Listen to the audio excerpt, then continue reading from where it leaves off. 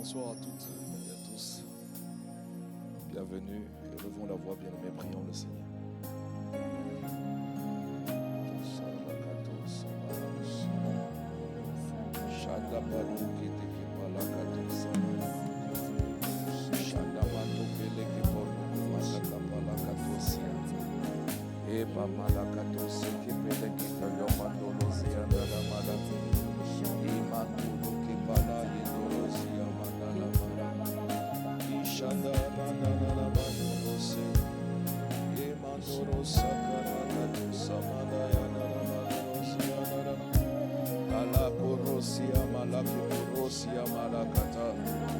La manto pele que todo ocupada kata que panda kanda ya mandoloze imama na na na na mala imama na na na mala imanda na na mala rosoto que mala que porosi amandala shamata que poroki amanda mala mandori amanda ramandorose shandale que todo ocupada kata ya mala mala Semeneri andorose amala karosi amala yanara mala era baba bose kete kera mandorosi amala ayamalo zeke barakata katosi amala imandolosi amala katosi amala kataya barai ndorosi amala kate ya barose te amala rakatose kepele keto mana mana mana barose kepele bele amando manana Isha malakatosi amalakata rakatosi amalamala imandorosi amandara malamariandara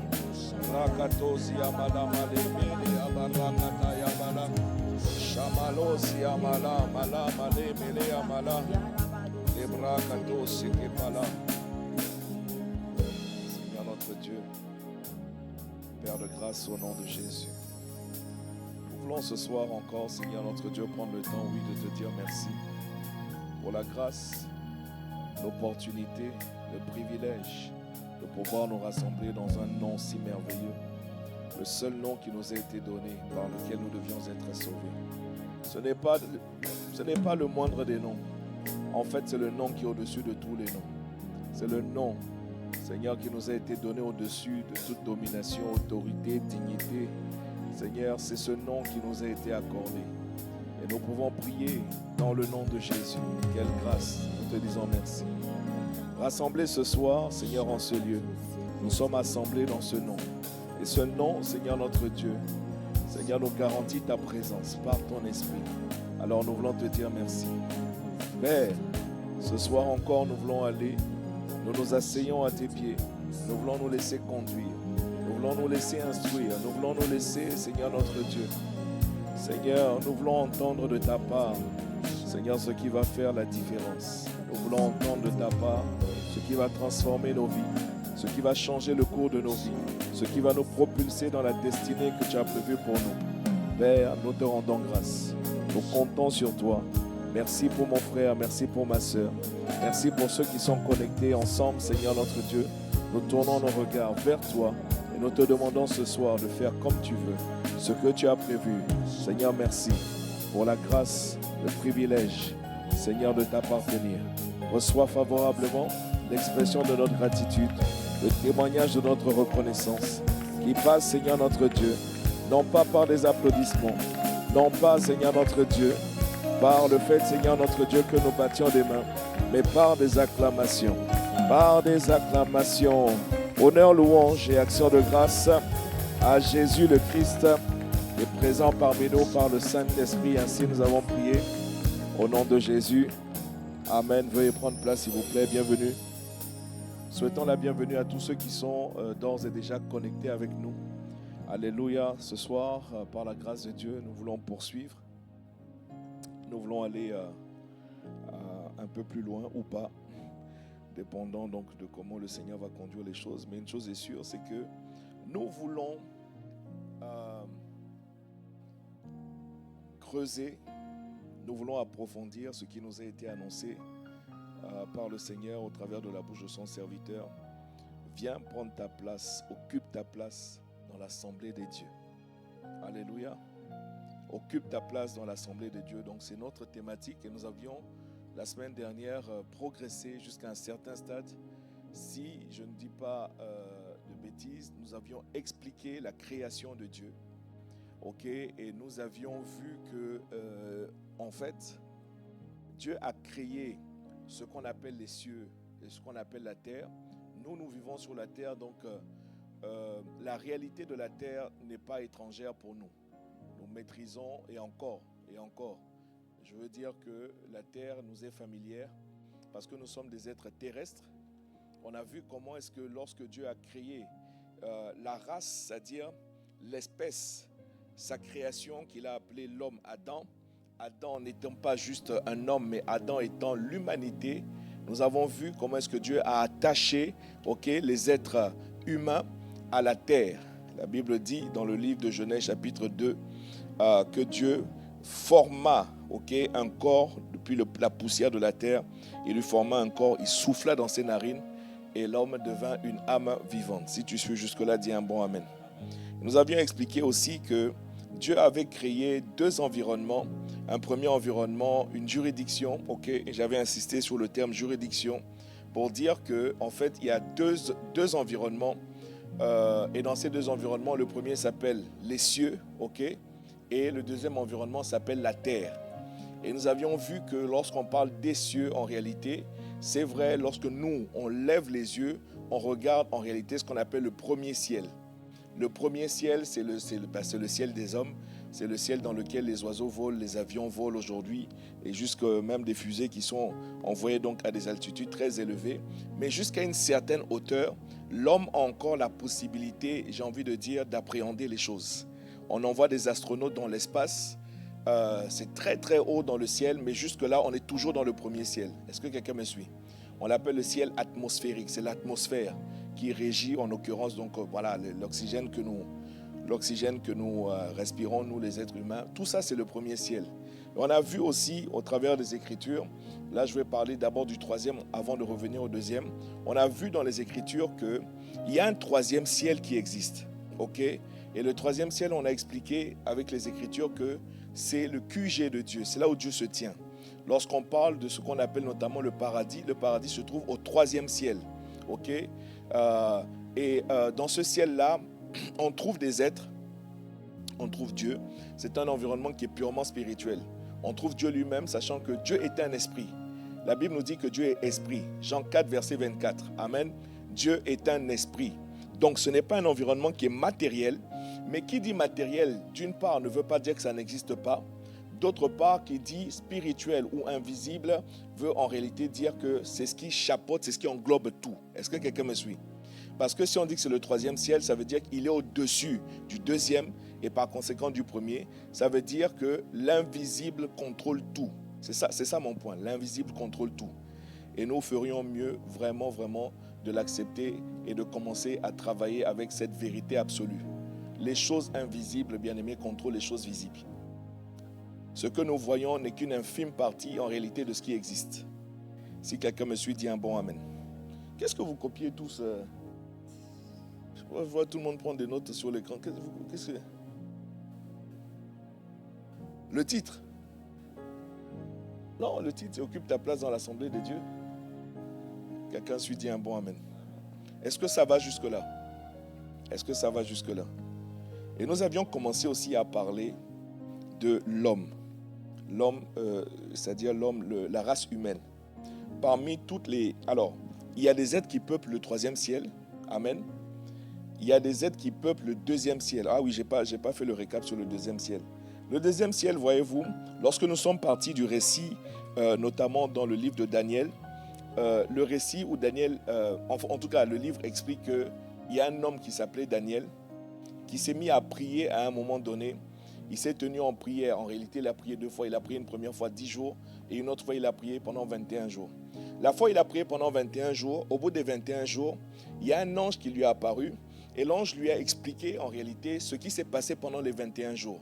L'ange lui a fait comprendre qu'en réalité, depuis le premier jour où il a eu à cœur de comprendre et de se mettre en prière, la parole, l'ange lui dit, la parole a été envoyée et moi, j'ai été envoyé pour t'apporter vraiment la réponse de Dieu. Ce qui nous fait comprendre qu'en réalité, lorsqu'on prie, il y a des choses qui se passent. Quelqu'un dit Amen. Lorsqu'on prie, il y a des choses qui se passent. Donc l'ange lui explique que voilà, pendant 21 jours, en réalité, j'aurais pu arriver dès le premier jour, en réalité. J'aurais pu arriver dès le premier jour où tu as eu à cœur de comprendre et de prier, sauf que j'ai été arrêté dans le royaume de Perse.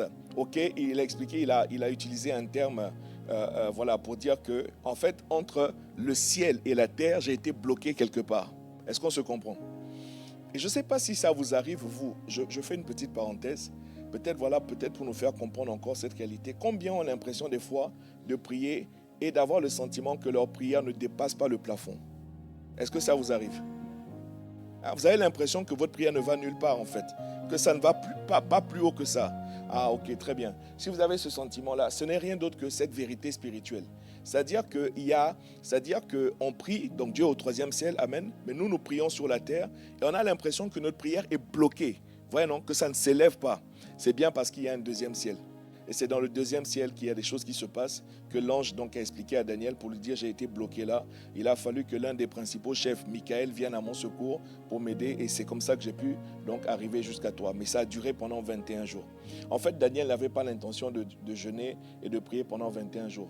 C'est le temps qu'il fallait, c'est le temps nécessaire pour que l'ange qui a été envoyé donc puisse arriver. Quelqu'un me suit, dit un bon amen. Il y a un puissant enseignement là-dedans. Le simple fait, Jésus le dira plus tard, il faut toujours prier et ne point se relâcher. Ce n'est pas parce que tu as prié aujourd'hui, tu n'as pas vu l'exaucement, ça ne veut pas dire que Dieu ne va pas t'exaucer. Ça veut juste dire qu'il y a des choses qui se passent, il faut maintenir, il faut persévérer. Alléluia. Quelqu'un suit, dit un bon amen. Et donc, premier ciel, deuxième ciel, troisième ciel. Et on avait dit en rigolant, en tout cas, moi je ne sais pas, j'ai pas vu dans la Bible un septième ciel qui existe. On avait expliqué que ceux qui parlent du septième ciel, c'est dans un registre qui n'est pas, voilà, qui n'est pas souvent très sain, on va dire ça comme ça. Gardons vraiment ce que les Écritures disent et les Écritures nous parlent d'un premier ciel, d'un deuxième ciel et d'un troisième ciel. Si tu suis toujours, dis un bon amen. Et donc, d'abord au troisième ciel, il y a des créatures. La Bible dit que ainsi furent achevés les cieux et la terre, ainsi que toute leur armée. Quand il parle de leur armée, ça veut dire de tout ce qui peuple, ok?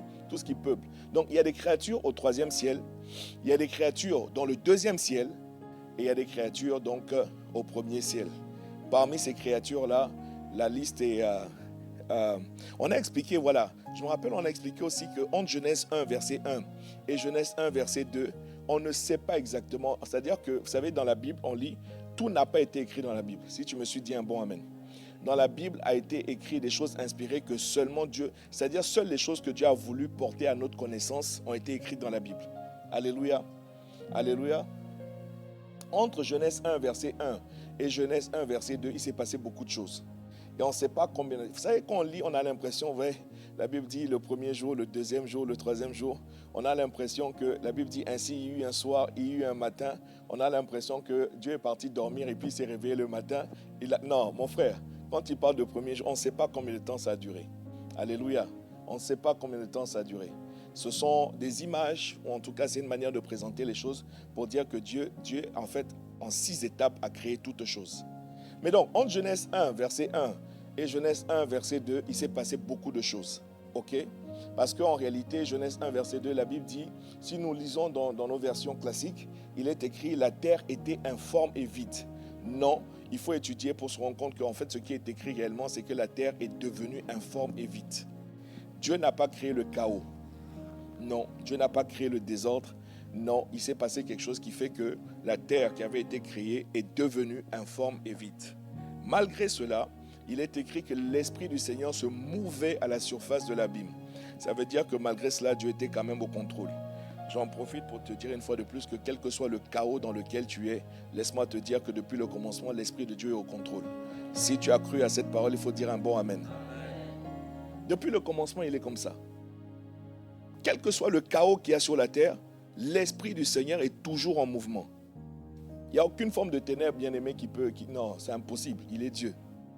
Ou alors on a qu'à rendre le tablier, danser en boîte, comme dit l'apôtre. Alléluia. Donc ta situation n'est pas... c'est pas... Voilà, il est au contrôle. Voilà. Amen. Et ensuite, nous avons fait un focus sur la race humaine. Et j'aimerais te présenter la race humaine, peut-être partir de ça aujourd'hui, te présenter la race humaine comme, en fait, tu vois, On a dit qu'on ne sait pas en fait comment. On sait comment Dieu a créé les poissons, on sait comment Dieu a créé le bétail, on sait comment Dieu a créé les arbres, etc. parce que c'est détaillé.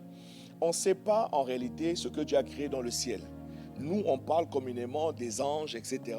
Mais la vérité, c'est qu'il n'y a pas que des anges au ciel. Il y a des créatures. Et par révélation, c'est l'apôtre Paul qui, notamment dans le livre de Corinthiens, 1 Corinthiens particulièrement, dans le livre d'Éphésiens, dans le livre de Colossiens, qui va nous donner vraiment des révélations sur des êtres qui existent, ok, entre le premier, le deuxième et le troisième ciel.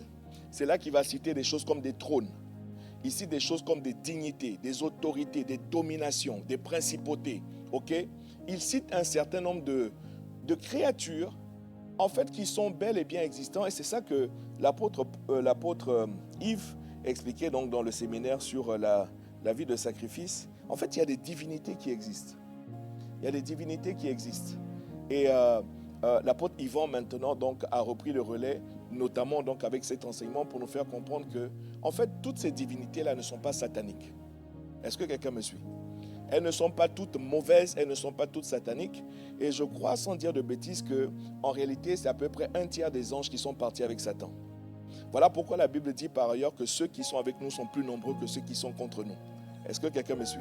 Et l'apôtre Yvan disait que tous ne se sont pas rebellés. Quand on parle des trônes, ça fait référence aux 24 vieillards. La Bible dit qu'autour du trône de Dieu, il y a 24 autres trônes sur lesquels sont assis des vieillards. Et ces vieillards, à longueur d'éternité, jettent leur couronne devant le trône de Dieu pour dire tu es saint, tu es digne, etc. Si quelqu'un suit, dit un bon amen. Il y a des dominations, il y a des autorités. Et l'apôtre Yvan nous faisait comprendre qu'il faut comprendre que s'il y a des entités sataniques qui opèrent, par exemple une domination satanique, une principauté satanique, en réalité, c'est qu'il y a l'équivalent, ou en tout cas le parallèle, c'est-à-dire du côté de Dieu. Il y a des dominations, c'est-à-dire divines. Quelqu'un me suit? Il y a des principautés divines. Il faut le comprendre. Vous suivez jusque-là ou pas? Ou bien c'est... Hein? Ok. C'est extrêmement important. Sinon, nous allons vivre comme des personnes de toutes les manières. C'est-à-dire, on va vivre dans une fatalité où de toutes les manières, on ne peut rien faire. C'est-à-dire, on aura l'impression que tout est cadenassé, c'est-à-dire tout est miné, on ne peut rien faire. Ce qui n'est pas vrai. Ce qui n'est pas vrai. Parce que tous ne se sont pas rebellés. Et en réalité, ce n'est pas les plus puissants qui se sont rebellés. Est-ce que quelqu'un me suit? Satan est de la catégorie de ce qu'on appelle un archange. Or, au-dessus des archanges, il y a une question? Ok, allons-y.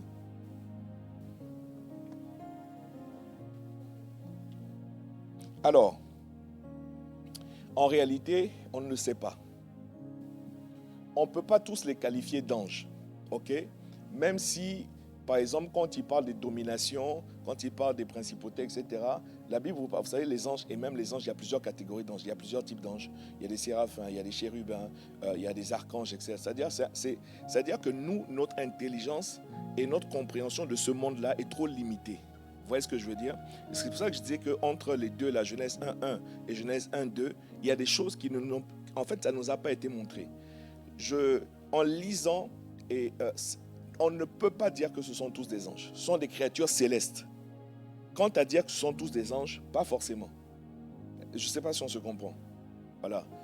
Par exemple, si on prend notamment le cas des trônes, les trônes, on ne peut dire que ce sont des créatures célestes.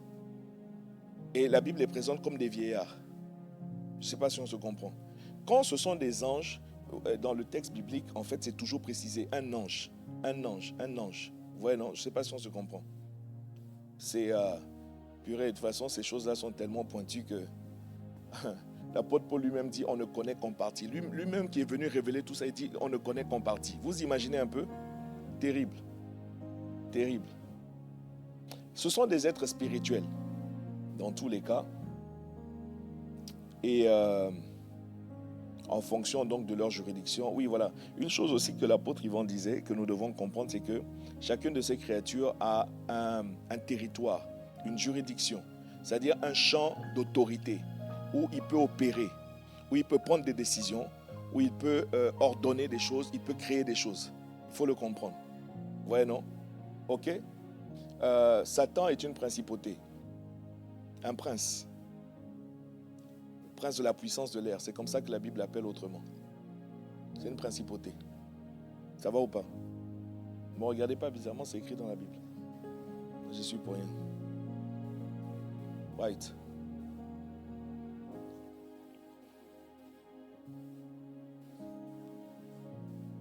Est-ce que vous avez pris le temps de lire Genèse 1, Genèse 2 comme recommandé? Oui, le premier, ça se trouve dans Genèse 6, verset 2. Comme la Bible dit, Ouais. filles, Les fils de Dieu qui sont descendus sur la terre, il voit les filles des les hommes. filles des hommes. Oui. Mon question, c'est les anges, est-ce que c'est eux qui sont les fils de Dieu? Et la deuxième question, c'est comme la Bible dit, Dieu chassait Canaan, c'est Can. Oui. Mon question, c'est si c'est seulement les deux êtres humains Dieu créé, mais où Canaan trouvé en femme si Dieu ne les femmes? Je vais te répondre très simplement. Ok. Quand j'aurai trouvé la réponse à cette question, ça ne changera pas ma vie. Ouais. Ah, ça c'est une question classique, ça. Ouais. Je ne sais pas. En attendant, j'ai des défis que je dois gérer. En attendant, je ne sais pas pour vous, hein, en attendant, il y a des choses que je dois comprendre parce que j'ai envie d'avancer. Caïn, en son temps, n'a pas voulu avancer, il lui est arrivé ce qui lui est arrivé. Je ne sais pas où est-ce qu'il a chopé sa femme. Mais en attendant, sur la terre des hommes, on veut comprendre des choses qui vont être utiles, qui vont nous faire avancer. Ce sont des questions, je pense, auxquelles Dieu répondra. Et encore, il est Dieu, il n'est pas obligé de répondre. Vous savez, je dis tout à l'heure que ce que Dieu a voulu, si vous lisez Apocalypse, vous allez vous rendre compte que l'apôtre Jean qui était au 3e ciel, il a dit, j'ai vu des choses ineffables. Certaines choses, les anges lui ont parlé, il a voulu écrire. Et l'ange lui a dit, non, ça tu n'écris pas. Lisez. C'est-à-dire, il y a des choses, on ne sait pas, on ne peut pas savoir. Pourquoi? Parce que Dieu n'a pas permis qu'on le sache. Je ne sais pas, peut-être que, en fait, ce n'est pas utile, ça ne change rien pour nous, en fait. Quand on montera, ou bien quand on aura une expérience spirituelle d'un certain niveau, peut-être qu'on aura des réponses à cela. Mais jusqu'à présent, en tout cas, je n'ai pas vu, moi je fais des études actuellement de théologie, c'est-à-dire, je n'ai pas vu un théologien qui a donné une réponse à ça. C'est juste que là, cette réponse-là, c'est de l'ordre du mystère, c'est caché. Où est-ce qu'il a pris sa femme? Je ne sais pas. Alors d'autres vont vous dire qu'en réalité, il y avait d'autres hommes qui habitaient sur la femme. Bref, en attendant, nous on a des défis. Alléluia. Ouais, tu comprends? Ta première question là sur les fils de Dieu, c'est vrai, c'est ce qui a amené notamment, c'est ce qui a provoqué le déluge. C'est-à-dire que des êtres célestes sont descendus sur la terre sous une forme corporelle et ils se sont mariés donc mariés, en tout cas ils ont pris des femmes, des filles d'hommes et ils ont eu des enfants et la Bible dit que ce sont ces héros dont on a entendu parler dans l'Antiquité.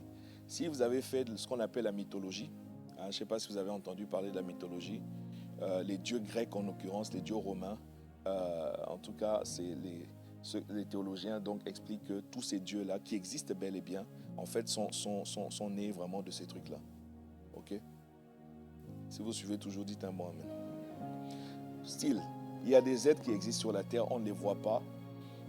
On ne fait que voir leur influence. Quand je dis qu'on voit leur influence, en fait, il n'y a qu'à voir ce qui se passe sur la terre. Quand la méchanceté s'accroît sur la terre, exactement de la même manière comme la méchanceté s'est accrue sur la terre au temps de Noé, c'est parce qu'il y a des influences. Quand il y a des choses bizarres sur la terre, c'est-à-dire il y a des choses qui sont en train d'opérer sur la terre que nous ne maîtrisons pas. Mais dans tout cela, gloire soit rendue au Seigneur parce que there is a way, c'est-à-dire il a frayé pour nous un chemin et ce chemin-là vraiment nous permet par la seule grâce de Dieu de vivre non seulement, bien aimé, le royaume de Dieu sur la terre, et quand même nous aurons quitté la terre, nous serons réunis avec lui, nous serons dans le paradis pour un temps, et lorsqu'il aura rétabli toutes choses, des cieux nouveaux, une terre nouvelle sera créée, et nous reviendrons gouverner sur la terre au siècle des siècles, selon la parole de Dieu. Quelqu'un dit un bon amen. Amen. Maintenant, je vais commencer aujourd'hui, s'il n'y a pas d'autres questions à ce stade-là. Ok. Vas-y.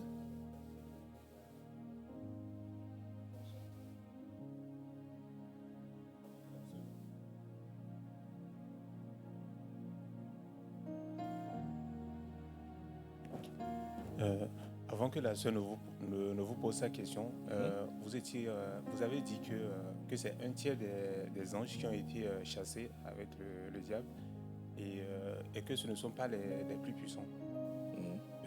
Et après, vous êtes arrêté. Si c'est possible, j'aimerais bien que vous leviez le pied. En réalité, au-dessus des anges, il y a les non, je comprends. Je comprends tout à fait. Mais en fait, en réalité, ce n'est pas tellement le focus de notre partage ni de l'enseignement. Il faut qu'on arrive au point crucial où nous occupons notre place dans l'Assemblée des dieux. Maintenant, je comprends tout à fait vos questions. C'est vrai que en fait, ces choses-là attirent ou en tout cas suscitent la curiosité. Ne vous en faites pas. Je dis, si ce n'est pas sur cette terre, un jour Dieu nous expliquera tout. Tu sais, Élisée était un homme spirituel d'un certain rang. C'était un prophète. C'est lui qui a reçu la double onction du prophète Élie, qui lui-même était pas mal. Il faut savoir que c'est Élie qui est apparu à Jésus sur la montagne de la transfiguration. Ce n'était pas un petit. Quelqu'un me suit? Donc, Élisée est parti avec la double portion de l'onction d'Élie. Et à un moment donné, donc, le roi, un roi méchant là, qui lui voulait donc des noises, je fais la version courte, a envoyé donc une armée contre Élisée dans sa maison. Élisée était dans la maison. Et puis, quand l'armée est arrivée, son serviteur était pris de panique. Il avait peur. Et il vient donc dire à Élisée, l'armée du roi est partout, sur la montagne, ils sont partout et nous sommes encerclés. Qu'est-ce qu'Élisée fait? Élisée prie. Élisée demande à Dieu d'ouvrir les yeux de son serviteur pour qu'il voie. Pour qu'il voie. Et quand les yeux donc, de son serviteur ont été ouverts, c'est-à-dire il a vu un nombre, c'est-à-dire tu peux pas dénombrer, tu peux pas calculer le nombre d'anges qu'il y avait autour d'eux. C'est ça qui faisait que Élisée était calme. En réalité, c'est ça qui devrait, c'est-à-dire que, écoutez, Jésus est dans une barque, il dort, dans une tempête. C'est-à-dire qu'il y a une réalité spirituelle, par la grâce de Dieu, auquel nous devons pouvoir aussi accéder. Et même si nous ne voyons pas, écoutez, c'est écrit, ça doit nous donner du repos.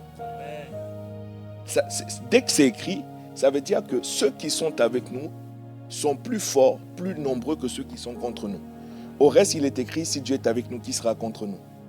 En fait, c'est-à-dire que je vois des anges que je ne vois pas. Cette simple parole me suffit pour être au calme, au repos. C'est ça mon point. Est-ce qu'on se comprend? Alléluia. Maintenant, je voudrais aller un peu plus loin pour ce qui concerne la race humaine. Que nous comprenions exactement, bien-aimés, qui nous sommes. Parce que dans cet enseignement-là, mon frère, il y a une puissante base, c'est-à-dire de notre identité qu'il faut à nouveau que nous puissions parler de cela. Quelqu'un me suit? On a expliqué que l'être humain, donc dernier né de la création, il est né, il a été créé, disons-nous, le 6e jour. Et dans Genèse 2, Dieu le positionne au-dessus de tout. Dans le mandat de la domination, Genèse 1, verset 26, Dieu lui avait dit, donc Dieu avait dit, faisons l'homme à notre image, selon notre semblance, afin qu'il domine sur les poissons, sur les poissons de la mer, sur les oiseaux du ciel, sur le bétail, sur toute la terre et sur tous les reptiles qui rampent sur la terre. C'est ce qu'on appelle le mandat de domination. C'est le cahier des charges initial que Dieu avait donné à un être humain. Tu es censé dominer. C'est-à-dire, et s'il vous plaît, quand on dit dominer, là, c'est ça qu'on va progressivement comprendre. Parce que quand on parle des dieux, en réalité, et l'apôtre nous l'a expliqué, je crois que tu as eu le temps de checker chez toi à la maison, c'est-à-dire ce que la Bible appelle des dieux, ce sont des régents. Ce sont des personnes qui gouvernent. Ce sont des personnes qui ont autorité, ce sont des personnes qui peuvent prendre des décisions. C'est ce qu'on appelle des dieux, en fait. Donc, c'est-à-dire que quand on parle des dieux, il ne faut déjà pas amener ça à un niveau où tu es mystifié. Non, c'est vrai qu'il faut avoir l'autorité, c'est vrai qu'il faut avoir le pouvoir, il faut avoir une puissance, c'est vrai. Mais quand on parle des dieux, ici, nous voulons simplement nous arrêter sur la définition que ce sont des régents, c'est-à-dire des gouvernants. Alléluia. Est-ce que ça va? Donc, quand Dieu dit, faisons l'homme à notre image, selon notre ressemblance, afin qu'il domine, il est déjà en train de dire que l'homme est censé être une divinité. Je ne sais pas si on se comprend. L'homme est censé être une divinité. Il faut le comprendre. Alléluia. Bon, nous tous, on est dans le... Bon, non, on n'est pas dans le même sac. Non, on n'est pas dans le même sac.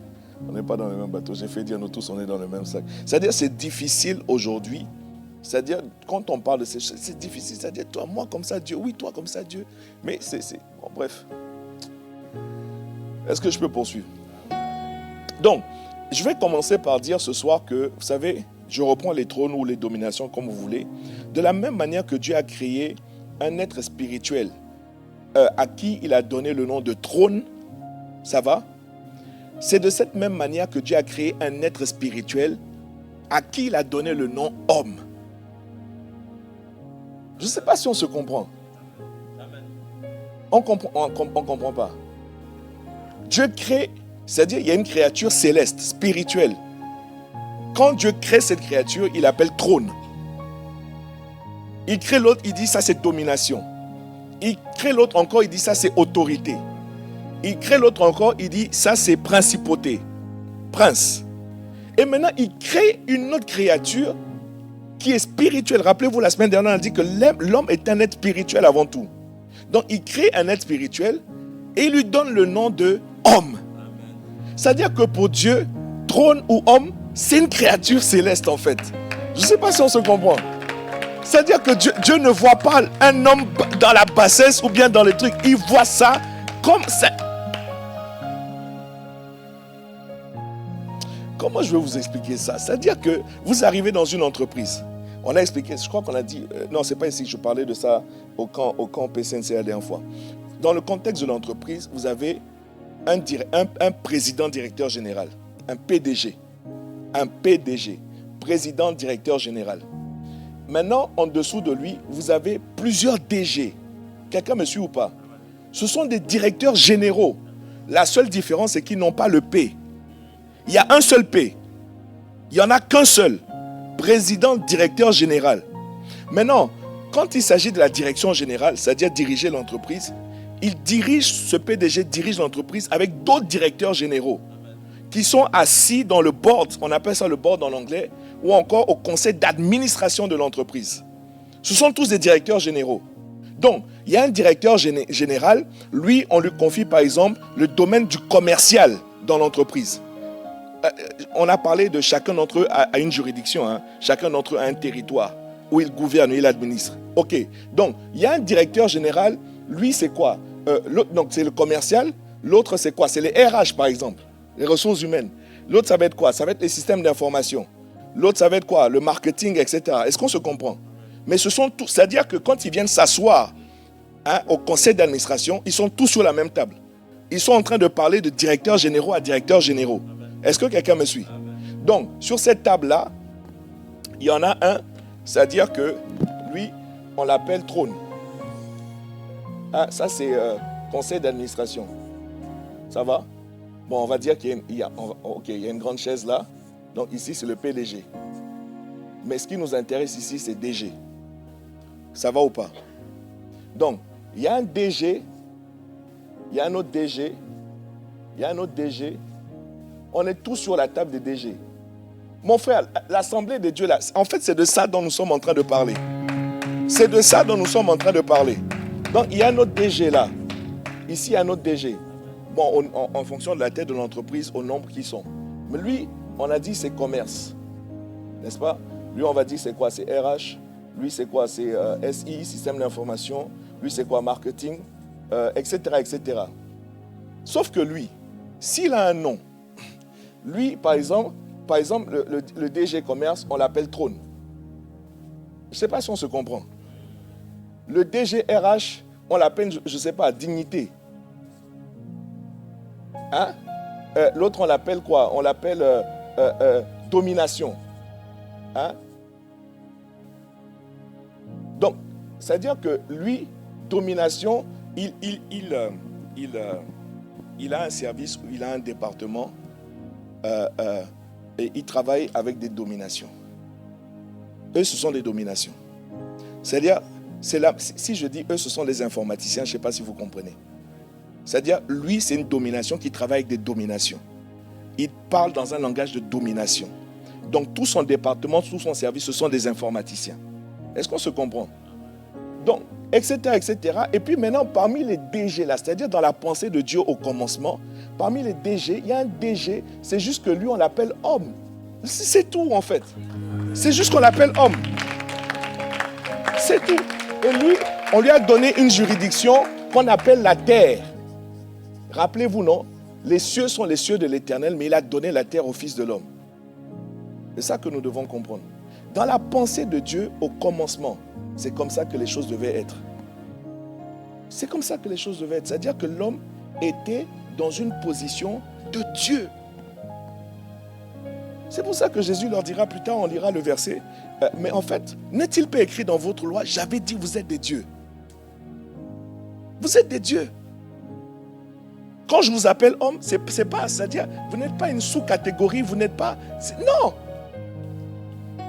Il faut arriver à percevoir Adam tel qu'il était. Mon frère, j'expliquais ça au PCNC la dernière fois. Dieu donne l'autorité à Adam de nommer tous les animaux de la terre. Ouais. Il faut savoir que ça, c'est un pouvoir extraordinaire que Dieu donne. Tu sais, hein? C'est-à-dire, tout ce que tu nommes, tu as un pouvoir sur ça. Ouais. Voilà pourquoi Dieu dira, n'appelez pas conjuration ce que ce monde appelle conjuration. Il dit c'est la crise. Si toi aussi tu dis que c'est la crise qui t'arrivera. Dans le mandarin, le mot crise, les mandarins, les Chinois disent opportunité. C'est-à-dire que quand toi tu dis crise, les Chinois disent opportunité. Et tu es surpris de voir que ces gens-là dominent la terre. Mais attendez, ce que tu nommes, la Bible dit, il dit la chose arrive. Et tel il est, tel nous sommes. C'est comme ça qu'il nous a créés. Donc en fond, Dieu dit à Adam, viens, appelle tous les animaux, là, donne-leur un nom. Il appelle le lion. Si le lion s'appelle lion, c'est à cause d'Adam. Oui, oui. Si le chat s'appelle chat, c'est à cause d'Adam. C'est lui qui a donné un nom. Maintenant, dites-moi un peu. Un animal féroce, un félin qu'on appelle le lion, redoutable, fort, grand.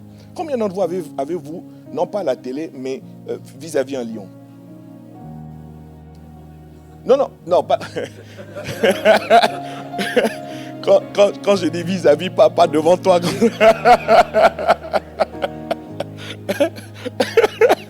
Non, n'exagérons rien. Mais je veux dire, pas à la télé, quoi, pas une image, etc. Vous l'avez vu, donc au zoo, bien peut-être vous êtes allé faire un safari. Écoutez, c'est-à-dire que quand j'ai vu un lion, je me suis rendu compte que les images qu'on nous montre là, c'est trompeur en fait. Purée, mais c'est extrêmement grand. C'est très grand un lion en fait. Et je parle même sans la crinière, même une lionne qui n'a pas la crinière, quand tu vois, c'est-à-dire, c'est terrible. Ils sont longs, non seulement ils sont longs, mais ils sont grands. Quelqu'un me suit? C'est pas des chats, hein? Même si on a voulu les mettre dans la même famille que les chats, c'est pas des chats. Quelqu'un me suit ou pas? Maintenant, regardez. Dieu dit, appelle les animaux comme tu veux. Non, écoutez, pour que Adam appelle le lion lion, il y a deux possibilités, au moins deux possibilités. Dans le premier cas, c'est-à-dire que Adam n'a pas peur du lion en fait. Hein?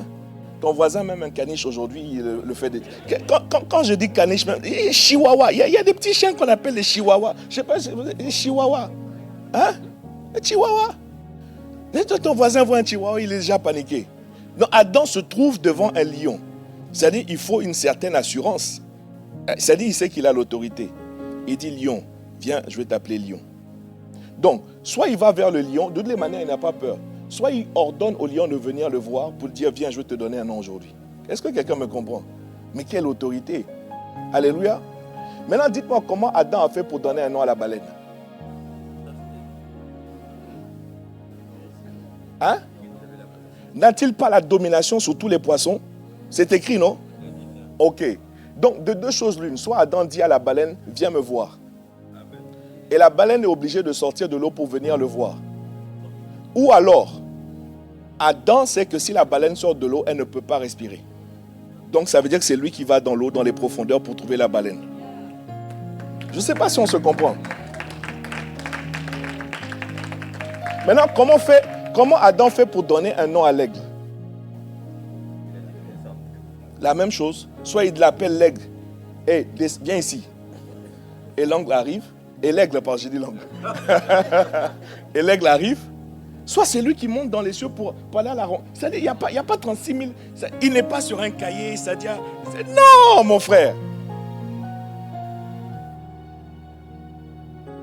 C'est comme ça qu'Adam était. C'est comme ça qu'il était. Un être qui est capable d'aller dans l'eau, qui est capable d'aller dans les airs. C'est-à-dire tout ce qui est l'environnement terrestre, il est en maîtrise de ça. Écoutez, tous les Marvel, tous les trucs qu'on nous montre là, tous les trucs qu'on nous montre, en fait, il y a deux réalités derrière ça. La première réalité, c'est l'aspiration profonde de l'homme. Si je pouvais voler, je vais aller en vacances. Je vais aller, je ne sais pas moi, à Bamako. Je vais aller à Abidjan, Côte d'Ivoire. Je vais aller à Douala, Cameroun. Je vais aller à Kinshasa. Je vais aller à Port-au-Prince. C'est-à-dire, quelle que soit la destination, quelle idée d'aller à l'aéroport. C'est-à-dire, déjà, tu dois acheter un billet. Quand tu arrives là-bas, tu dois arriver au moins 2 heures à l'avance. Tu dois faire un enregistrement. Tu dois mettre tes bagages sur... Hey, mais tu fais juste comme ça. C'est fini. Frère, l'histoire de la cape, là, tout le monde rêve de la cape. Une cape rouge dans le dos et puis tiens. Hollywood nous montre ces choses-là. En fait, c'est des aspirations. Mais c'est-à-dire, d'où vient cette imagination en réalité? Elle n'est pas si loin. C'est comme ça que Dieu a voulu les choses. Si ce que je vous dis vous paraît étrange, écoutez, allez étudier. Posez-vous des questions. Posez-vous des questions. Il lui a donné la domination sur tout l'environnement terrestre. Dans l'environnement terrestre, il n'y a pas que la terre. Il y a la terre, c'est vrai. Mais il lui a donné la domination sur les espaces marins, les poissons de la mer. Il lui a donné la domination sur les oiseaux du ciel. C'est-à-dire tout l'environnement terrestre, tout ce qui est d'une manière ou d'une autre lié à la terre. Dieu a donné à Adam le pouvoir. C'était ça sa juridiction.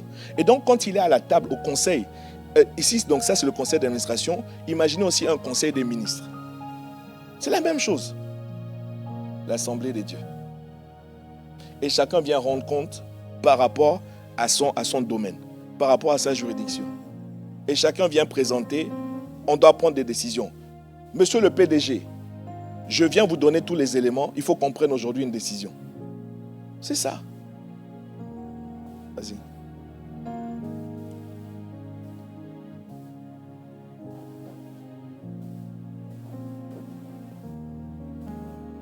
Hello.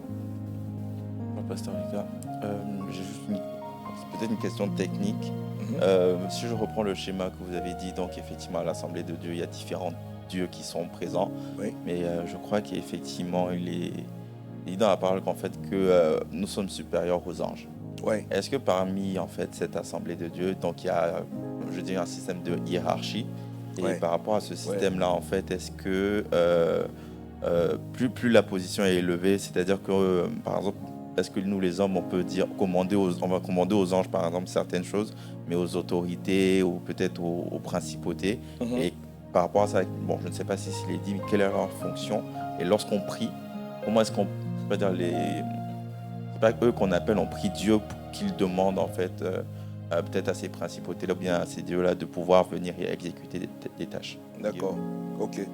C'est une très bonne question. C'est-à-dire à cette table-là, est-ce qu'il y en a, donc est-ce qu'il y a une hiérarchie en fait à cette table-là?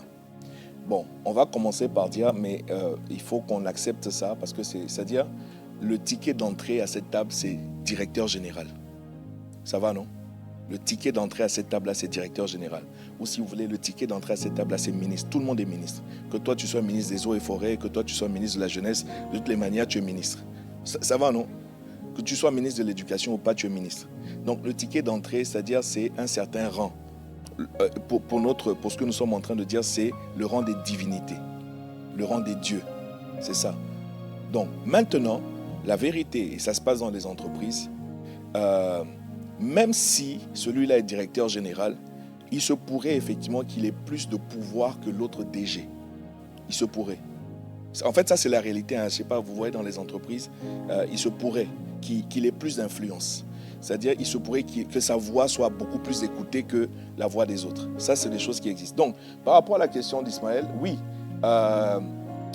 Ce qu'on peut dire pour sûr, parce que la Bible dit clairement, ne savez-vous pas que les saints jugeront les anges?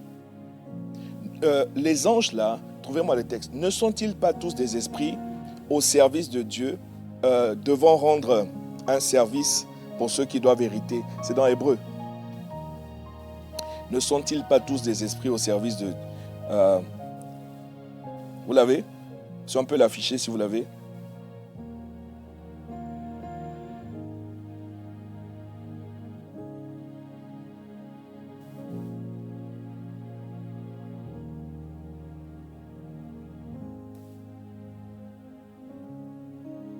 C'est affiché? Voilà ce qui est dit au sujet des anges. Ne sont-ils pas tous des esprits au service de Dieu, envoyés pour exercer un ministère en faveur de ceux qui doivent hériter du salut? C'est-à-dire que les anges, en réalité, sont au service de Dieu pour exercer un ministère en ta faveur. Quelqu'un me suit? C'est une autre manière de le dire, mais en fait, il faut bien le comprendre parce qu'ils sont au service de Dieu auprès de toi. Ils ne sont pas à ton service. C'est pour ça, en fait, que c'est une abomination de faire ce qu'on appelle le culte des anges. Tu ne comprends pas que ce sont des créatures qui sont là en réalité pour t'aider. Donc, tu ne peux pas en faire des... Enfin, tu ne peux pas en faire... Bon, mon point aujourd'hui, c'est d'arriver à expliquer dans la continuité. La question est bonne parce que ça va nous permettre de faire une transition. C'est-à-dire que l'être humain a quand même une place particulière dans cette assemblée-là. Voilà. Quelle place particulière? J'insiste et je répète ici qu'on n'a pas de détails bibliques en réalité sur la manière dont Dieu a créé, par exemple, les trônes. La seule chose qu'on sait, c'est que les 24 vieillards qui sont assis sur ces trônes-là ne passent leur temps, en fait, à jeter leurs couronnes. C'est-à-dire qu'ils ont des couronnes. Une couronne, c'est une couronne. Ça veut dire qu'ils ont... Voilà, c'est une couronne, quoi. OK? Ils passent leur temps à jeter leurs couronnes devant Dieu. En fait, on dit, mais nous, on n'est pas digne de cette couronne que tu nous as donnée. Quelqu'un me suit? On n'a pas de détails sur comment Dieu a créé les séraphins, les chérubins, etc. Par contre, comment Dieu a créé l'homme, on a un détail qui n'est pas des moindres. Quel est ce détail-là? Faisons l'homme à notre image, selon notre ressemblance. C'est comme si Dieu, permettez-moi l'expression, c'est comme si Dieu s'est cloné en l'être humain. Est-ce que les trônes ont l'image de Dieu? Je ne sais pas. Est-ce que les dignités ont l'image de Dieu? Je ne sais pas. Est-ce que les dominations ont l'image de Dieu? Je ne sais pas. Il y a un passage qui dit que les anges ont désiré plonger leur regard dans ce mystère qui est l'être humain.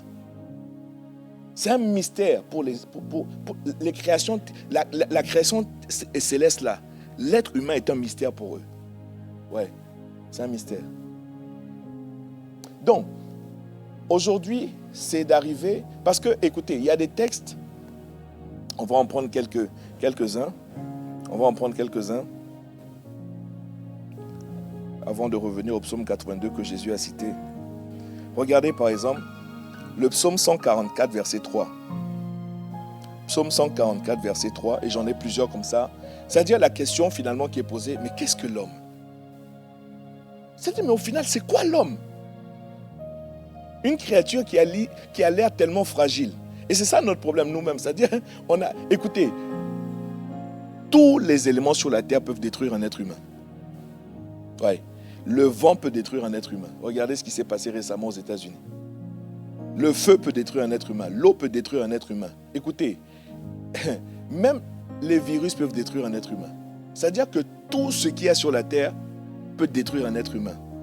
Mais Dieu a voulu que ce soit l'être humain qui soit au-dessus de tout. C'est un mystère. C'est-à-dire les créatures ne comprennent pas. Nous, on est des esprits. L'apôtre Yvon avait expliqué que, vous savez, dans le monde spirituel, on va dire qu'il y a deux catégories. Il y a des esprits qui ont des corps, ce sont les hommes, et puis il y a des esprits qui n'ont pas de corps. On les appelle des esprits. Même si l'être humain lui-même est un esprit, c'est juste qu'il a un corps. Mais vous savez bien que le corps, en fait, ce corps-là me permet d'être à l'instant T à un seul endroit. Je ne sais pas si on se comprend. C'est-à-dire, au moment où je suis là, je ne peux pas être chez moi. Vous êtes là? On est d'accord, non? C'est-à-dire, quand je suis au 20 rue Blaise Pascal, ça veut dire que je ne suis pas à une autre adresse à cause de la limitation de mon corps. Mon corps évolue à une certaine vitesse, je ne peux pas aller. Alors, dans le monde spirituel, dans le monde des esprits, la distance n'est pas un problème. Non, la distance n'est pas un problème. Écoutez, comment une vieille sorcière dans une case quelque part, dans un continent dont la lettre commence par une des lettres de l'alphabet, elle est assise dans sa case, elle n'a pas fait de hautes études, à 3 heures du matin, à 3 heures du matin, donne quelques paroles qu'on appelle des incantations, et puis quelqu'un à Washington DC, à Melbourne, c'est-à-dire dans tous les pays occidentaux, là, c'est-à-dire les pays développés, quelqu'un se trouve tout de suite paralysé. Quelqu'un se trouve tout de suite malade. Il n'y a pas de distance. C'est-à-dire, eux, ils n'ont pas la limitation du corps. Vous voyez, non? Écoutez, quand Jésus est ressuscité, il a ce qu'on appelle le corps glorifié. Ça, c'est le monde des esprits. C'est un corps. Dites-moi, c'est un corps. Ce corps-là peut manger, puisqu'il a mangé avec les disciples. Oui, il a mangé avec eux. Voilà. Mais le même corps peut traverser un mur. Le même corps peut apparaître. C'est-à-dire, il apparaît. Ils sont là, et puis il apparaît. Il dit que la paix soit avec vous. Non, heureusement qu'il a dit que la paix soit avec vous, parce que franchement, on est là et puis quelqu'un apparaît comme ça. Non, frère, ça c'est compliqué. Il rassure, tout de suite il dit que la paix soit avec vous. Quelqu'un me suit? Et quand il finit de parler, la Bible dit, il s'en va, hein, il traverse le mur et puis voilà, il se volatilise. Ça c'est le monde des esprits. Quelqu'un me suit? Quelqu'un me suit? La plupart des choses dont on entend parler, que les sorciers font ou bien vraiment, c'est, écoutez, ces gens-là n'ont rien créé du tout. Ils n'ont rien créé. C'est juste que l'être humain est devenu tellement ignorant des réalités spirituelles, a donné une longueur d'avance au monde des ténèbres. Ils font des choses et ces choses-là impressionnent. Ces choses-là font peur. Mais la vérité, c'est qu'ils n'ont rien créé. S'ils n'ont rien créé, ça veut dire qu'ils ont copié quelque part. Ils ont copié, ils ont travesti. Ils ont copié, ils ont déformé pour faire du mal. Mais ça veut dire que si, quelque part, un sorcier peut se lever de là où il est et puis apparaître quelque part, en réalité, bon, je ne vais pas le dire, sinon... Ouais. Vous êtes là, vous êtes rentrés chez vous. C'est dur, hein. Ça a du mal à rentrer. Hein. Ça a du mal. Hein. Voilà pourquoi Paul a dit, je prie le Dieu de toute gloire, qui vous donne un esprit de sagesse et de révélation, qu'il illumine les yeux de vos cœurs afin que vous sachiez. Ouais. C'est un point de prière. Tant que tu ne pries pas, moi j'ai beau te parler, l'apôtre pourra te parler. C'est-à-dire tous les hommes de Dieu, si tu ne pries pas pour ça, jamais tu vas le comprendre. Jamais, jamais. C'est un point de prière majeur. Ouais. Fais-moi comprendre. Ouvre les yeux de mon cœur. Sinon, tu vas continuer à avoir peur du monde des ténèbres. Tu vas continuer à avoir peur des sorciers. Tu vas continuer à avoir peur de tout ce qui est. Tu vas continuer à avoir peur. Mais le jour où tu auras la révélation, tu ne vas plus trembler. Tu ne vas plus trembler. Donc, écoutez, Psaume 144, verset 3. Éternel, qu'est-ce que l'homme pour que tu le connaisses? Le Fils de l'homme pour que tu prennes garde à lui. C'est-à-dire, finalement, c'est quoi l'homme pour que... C'est-à-dire, l'homme, c'est quoi? On se comprend? L'homme, c'est quoi? Regardez, Hébreux chapitre 2, verset 6. Hébreux chapitre 2, verset 6. Or, quelqu'un a rendu quelque part ce témoignage. Qu'est-ce que l'homme pour que tu te souviennes de lui? Ou le Fils de l'homme pour que tu prennes soin de lui? Job 7, verset 17. Qu'est-ce que l'homme pour que tu en fasses tant de cas? Pour que tu daignes prendre garde à lui. Job 15, verset 14. Qu'est-ce que l'homme pour qu'il soit pur? Celui qui est né de la femme pour être juste. C'est-à-dire qu'on s'interroge. Mais l'homme finalement c'est quoi? Dieu, pour toi c'est quoi l'homme? Qu'est-ce que l'homme pour que tu dises que tu as tant aimé le monde, que tu as donné même ton Fils, ton unique, afin que quiconque croit en lui ne périsse pas? Mais c'est quoi l'homme? Nous-mêmes on se demande c'est quoi l'homme. Nous-mêmes on a du mal à comprendre pourquoi Dieu nous aime. Oui. Non, mais c'est vrai, seriously. Nous-mêmes, on a du mal, c'est-à-dire nous-mêmes, on se pose la question, mais il y a un mystère qui est là. Qu'est-ce que l'homme? Pour l'heure, peut-être qu'il y a d'autres choses, mais une chose est sûre, hein, c'est que dans le récit là, l'homme est censé avoir l'image de Dieu lui-même. Le reflet de Dieu lui-même. Un poisson n'a pas le reflet de Dieu. Une vache n'a pas le reflet de Dieu. Toute la création, c'est-à-dire aucun. Maintenant, comme j'ai dit, hein, on ne sait pas comment les trônes ont été formés, créés. On ne sait pas comment les dignités ont été créées. Mais ce qui concerne l'homme, on comprend que c'est Dieu lui-même. C'est Dieu lui-même. Alléluia. Maintenant, il s'est passé quelque chose, il faut qu'on en parle rapidement, mais vous le savez, le récit de la chute. Le récit de la chute.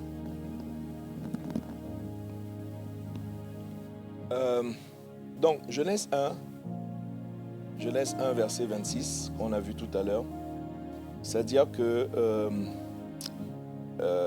Dieu a créé toutes choses, ok? Dieu a créé donc le ciel, la terre et tout ce qu'elle renferme. Ça veut dire qu'il y a un monde animal, ça va? Un monde animal, il y a un monde végétal, vous suivez? Il y a un monde minéral. Le monde minéral, c'est tout ce que la terre renferme. Tous les minéraux, toutes les pierres précieuses, l'or, tout ça là. C'est le monde minéral. Ok. Il y a un monde, comment ils appellent ça déjà? Il y a un monde, on va dire, microscopique. Ok.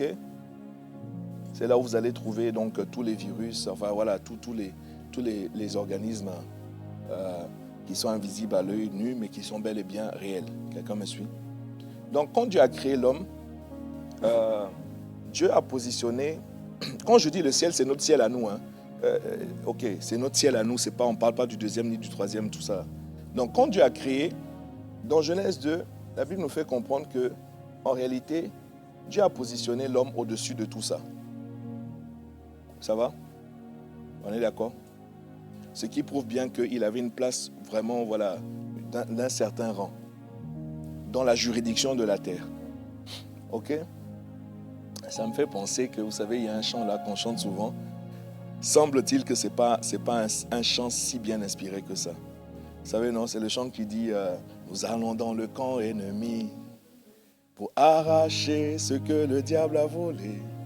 Nous allons dans le camp de... Mon frère, ne va pas dans le camp de l'ennemi. Reste dans ton camp à toi. Et si lui vient dans ton camp, là, tu as autorité sur lui pour le tabasser. Tu vas dans son camp, tu n'as pas autorité là-bas. Les gens ne comprennent pas ça. Tu vas aller dans le camp de l'ennemi. Toi, tu... Bon, je ferme ma parenthèse.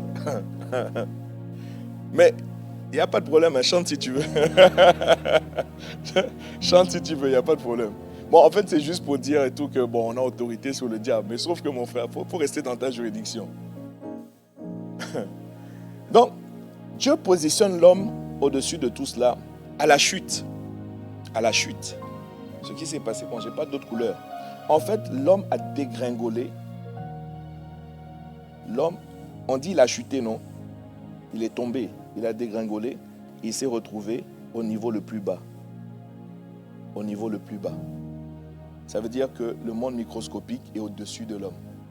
Covid-19 est venu nous montrer que, ouais, on peut vous mettre à terre, on peut vous mettre à genoux. Nous, les microbes, nous, le monde microscopique, si on se fâche, on peut vous mettre à terre. Quelqu'un me suit? Le monde minéral, aujourd'hui, domine les êtres humains. Ouais. Le monde minéral, j'ai dit, hein, regardez toutes les guerres qu'il y a actuellement sur la terre. C'est parce qu'on cherche des ressources dans la terre.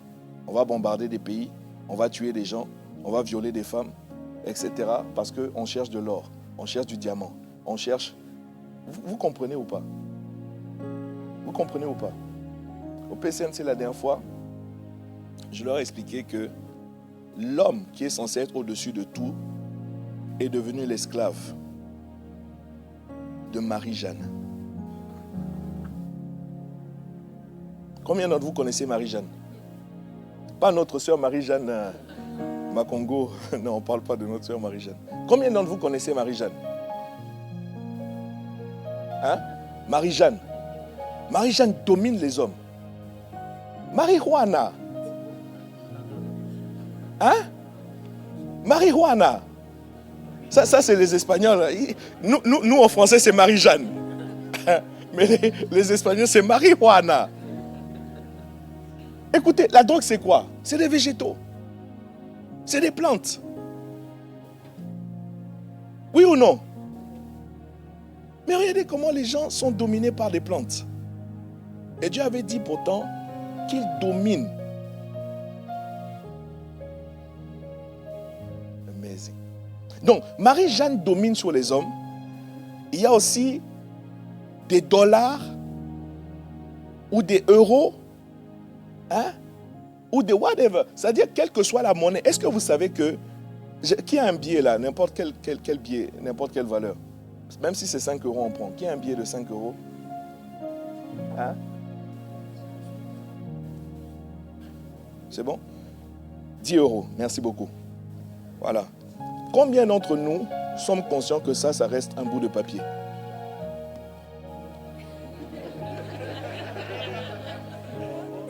Hein?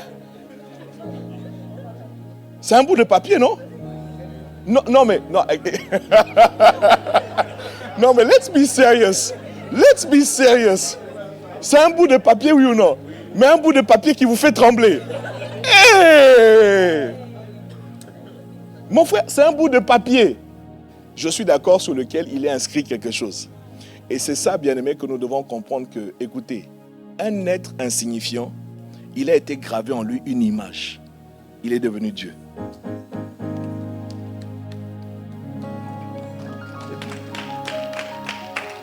À cause de ce qui est gravé sur un bout de papier, tout le monde tremble devant ça. Mais touchez là, c'est un bout de papier. Fabriquer, des arbres sont abattus à longueur de journée pour fabriquer nos monnaies. Et la terre entière est à genoux devant la monnaie. On appelle ça argent. Non, mais ce que Dieu appelle l'argent, c'est le métal qui est dans la terre. Ouais. Les vraies richesses. Ce n'est pas le système monétaire que l'homme a créé. Non. Ça, c'est une invention de l'homme. Les vraies richesses, ce sont les minerais qui sont enfouis dans le sol. L'argent, l'or, le cobalt, l'uranium, toutes ces choses-là. Est-ce qu'on se suit? Donc, comment... C'est-à-dire, le monde végétal, j'étais là. C'est-à-dire, comment le monde végétal arrive à dominer les hommes? Que ce soit Marie-Jeanne ou la monnaie. Ce sont des végétaux. Il y a des champignons, dit-on hallucinogènes. Ça aussi, c'est de la drogue. Champignons, frère. Non, mais vraiment. Hey, Adam, qu'est-ce que tu nous as fait? Hey, champignons, je te dis. Les gens prennent des champignons et puis ils sont contents. Champignons. Ce pas les champignons de Paris, hein. Hey, devant témoin, je remets le billet. Il ne faut pas... Tiens, mon gars. Vas-y, ta question.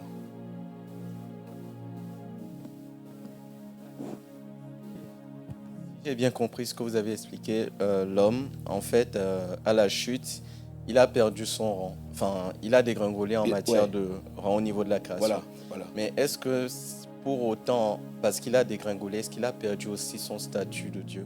Ah, mais c'est là notre problème. C'est là notre problème. Pourquoi Jésus dit, n'est-il pas écrit dans votre loi, j'avais dit, vous êtes des dieux. Cependant, vous mourrez comme de simples hommes. Comme de simples hommes. Hey, ça veut dire que Dieu maintenant fait une distinction entre ceux que j'avais appelés au départ des dieux et ceux qui sont devenus de simples hommes. De simples hommes.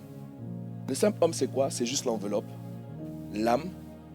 Il y a toujours un esprit, mais c'est un esprit qui a été déchu. Vous êtes là où... C'est une très bonne question. Très bonne question. Donc, vous imaginez, ici, il y a un monde que je n'ai pas présenté, qui est au-dessus, ici, voilà. C'est le monde angélique.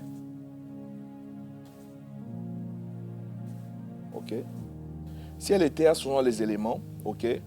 Et puis tous les mondes là, ce sont des êtres. Ce sont des êtres qui existent, voilà, ok.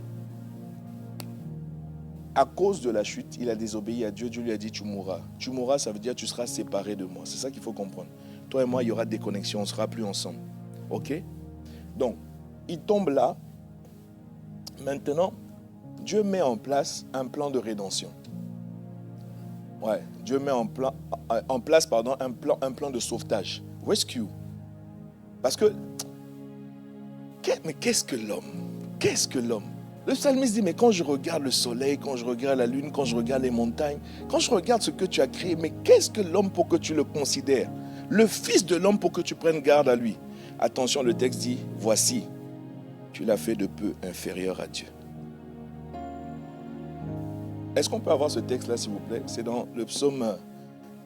c'est le psaume 8, non? Tu l'as fait de peu inférieur à Dieu. Ça veut dire, ça ce que nous devons comprendre, c'est-à-dire c'est juste le P que tu ne lui as pas donné. C'est juste le P. PDG, DG. Le DG est de peu inférieur au PDG. Alléluia. Voici, tu l'as fait de peu inférieur à Dieu et tu l'as couronné de gloire et de magnificence. Le psalmiste a eu la révélation, le roi David, à force de contempler Dieu, il a fini par avoir une révélation de qu'est-ce que l'homme. Ah, voilà, c'est ça. Non, monte un peu. Avant cela, quand je contemple, quand je regarde, voilà. Psaume 8, verset 3, s'il vous plaît. Quand je contemple les cieux, ouvrage de tes mains, c'est toi qui as fait ça. Alléluia. La lune, les étoiles que tu as créées. Continue. Qu'est-ce que l'homme? C'est la même question qui revient, mais qu'est-ce que l'homme? Qu'est-ce que l'homme pour que tu te souviennes de lui et le Fils de l'homme pour que tu prennes garde à lui? Maintenant, regardez ce qu'il dit au verset 5. Tu l'as fait de peu inférieur à Dieu, grand D. Tu l'as fait de peu inférieur au grand D. Néanmoins, il est un D, petit D. Tu l'as fait de peu inférieur à Dieu. Et tu l'as couronné de gloire et de magnificence.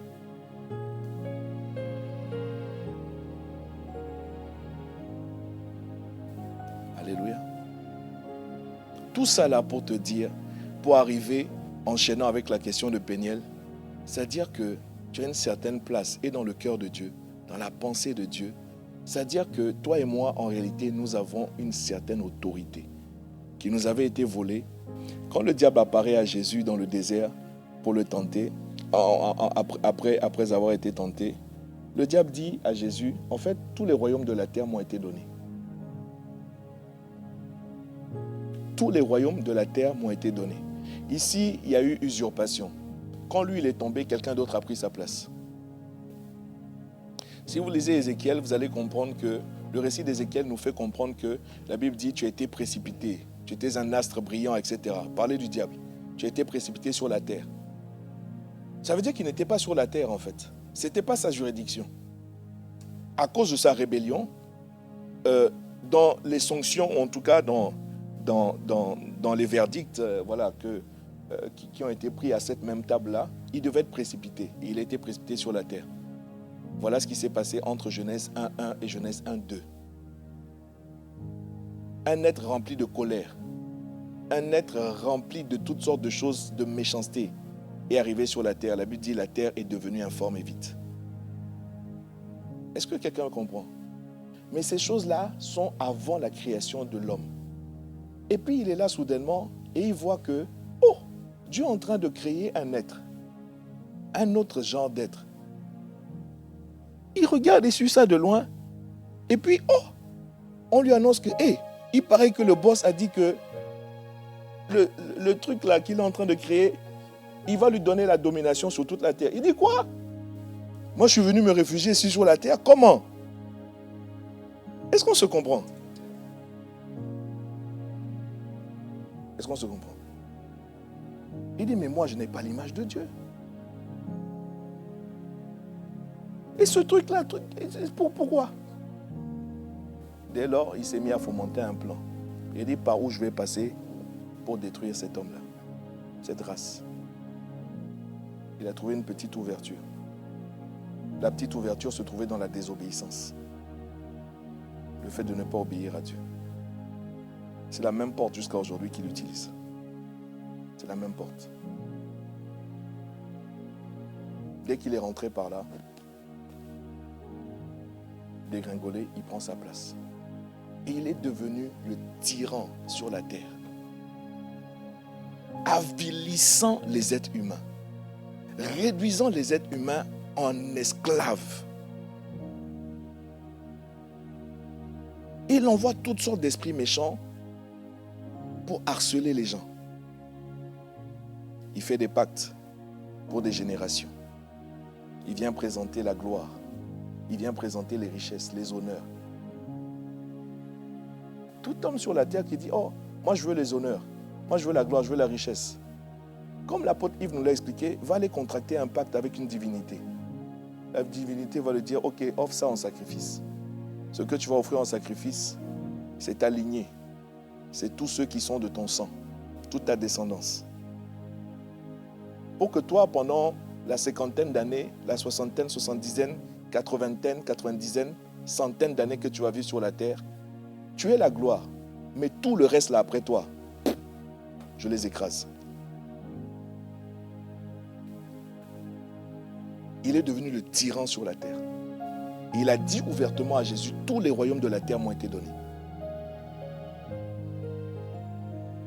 Ouais. S'il y a une question? Quelle heure il est? Ok.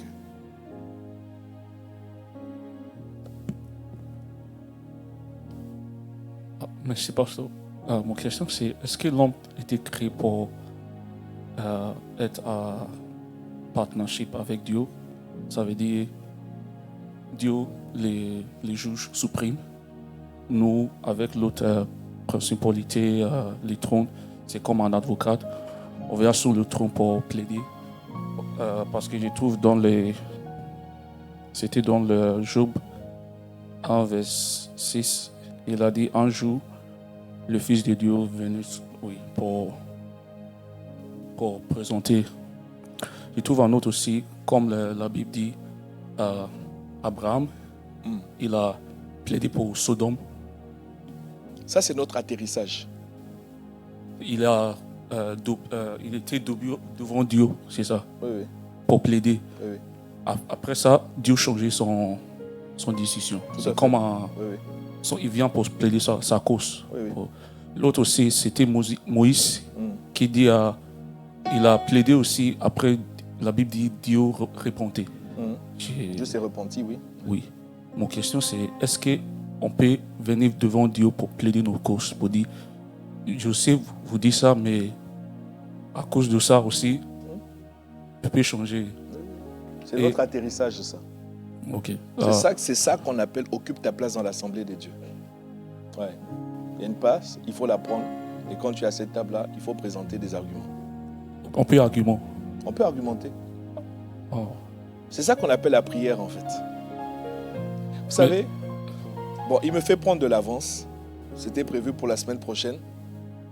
Mais en fait, la prière ne consiste pas à demander juste des choses, donne-moi un mariage ou bien non. Ça c'est la bassesse de la prière, ça. C'est la bassesse de la prière. Regardez comment Daniel prie. Quand Daniel prie, en fait, c'est-à-dire qu'il y a des décisions qui doivent être prises pour toute une nation. Ouais. Bon, alors on va aller progressivement. Ta question est bonne, garde là. Si tu veux, on va en reparler la semaine prochaine par la grâce de Dieu. Mais c'est ça la finalité. Quand on dit occupe ta place dans l'assemblée des dieux, tu viens, tu occupes une place et en fait, tu fais entendre ta voix. Tu fais entendre ta voix. On verra ensemble certains versets. Vous ne connaissez pas ces versets-là. Je vous garantis, vous ne les connaissez pas. Ouais. Ah, tu n'avais pas fini? Pardon. Je n'ai pas fini. Faut garder excusez-moi. Ouais. J'ai un autre, la deuxième question. Ouais. C'était, pour moi, je vais dire ça. Est-ce qu'il y a les deux Jésus? Ça veut dire les Jésus qui marchaient sur la terre, qui montraient nous les standards pour vivre. Parce que je pense que la Bible dit il est venu pour montrer nous comment vivre ici. Ok. L'autre Jésus qui a ressuscité avec toute la gloire. Mais c'est lequel on va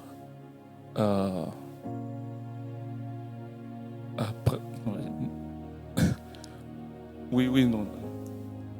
Emulate. Oui. Bon, c'est le même. C'est le même. C'est le même. Mais parce que la Bible dit il était sur la terre avec, c'était pas avec toute son gloire, sa gloire. Il s'est dépouillé. Philippiens 2, versets 6, 7, 8, 9.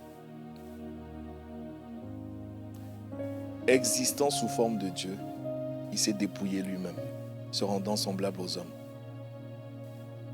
Tu connais ce texte-là? Non. On va y revenir, mais je comprends. Non, c'est le même. C'est pas un qui est venu marcher sur... Non, c'est le même. C'est le même. Et ce que tu dis est tellement intéressant parce qu'il est venu remontrer en réalité ce que l'être humain est censé être. Quelqu'un qui commande aux éléments de la terre. Il parle au vent, le vent est obligé d'obéir. Il parle à la tempête. Il va au bord de la mer. puisqu'il faut payer les impôts, il dit poisson arrive avec la pièce. Ouais. En fait, Jésus est venu nous montrer, c'est-à-dire, bon, Adam est le premier. Finalement, c'était un leurre, c'était un fake. Jésus est venu nous montrer. En fait, ce sont ces éléments-là qui peuvent quelque part vous donner une appréciation de ce que Adam était. C'est la dimension de l'être humain. Vous comprenez ou pas? Mais Jésus est le véritable qui est venu montrer.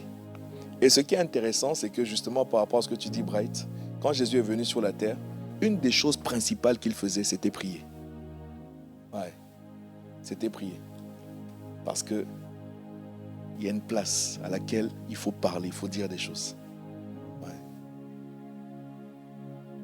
Ça va? Il y avait une question là, oui. On a réduit la prière à demander du pain. Donne-nous aujourd'hui. Bonsoir, Pasteur Lucas. Du coup, ma question était de savoir, bon, étant donné que l'homme a perdu sa domination face au diable, Ouais. si ça avait été, par exemple, à la place du diable, un animal qui avait séduit l'homme, est-ce que ça veut dire que à l'heure actuelle, ça aurait été les animaux qui allaient être ceux qui dominent? Il n'y avait pas besoin qu'un animal fasse ça, parce que quand l'homme a fait ça, en fait, il a livré toute la terre. C'est pour ça que la Bible dit que Dieu a tant aimé le monde, pas uniquement les hommes, le monde entier. Même les animaux sont déchus. Pourquoi un lion attaque aujourd'hui un homme? Il a perdu la boule. Il ne reconnaît plus l'image de Dieu. Pourquoi des hurricanes, des ouragans, se lèvent pour venir détruire les hommes? Pourquoi les éléments de la nature se déchaînent contre les hommes? Ils ont tous perdu la boule. Et ça, c'est parce que l'homme a livré. Non, ce n'était pas un animal. Mais non, mais un animal n'avait pas reçu le mandat de domination. Donc, à supposer que c'était un animal. Disons que c'était un chien qui avait fait la bêtise. Peut-être que si c'était un chien, nous les hommes, on aurait continué à bien vivre. Et peut-être que Dieu nous aurait dit, homme, va régler l'histoire du chien là. Ouais. Comment? Je ne sais pas si tu comprends. Dieu nous aurait mandaté en tant que... C'est-à-dire, le chien est en train de faire des choses bizarres, va lui parler. Mais le problème, c'est que c'est l'homme qui a fait une bêtise. Et toute la terre a été soumise. Toute la terre a été soumise. Dieu a tant aimé le monde. La Bible dit par ailleurs que la terre entière attend avec un ardent désir. La création tout entière, ce n'est pas la terre. La création tout entière attend avec un ardent désir la révélation des fils de Dieu.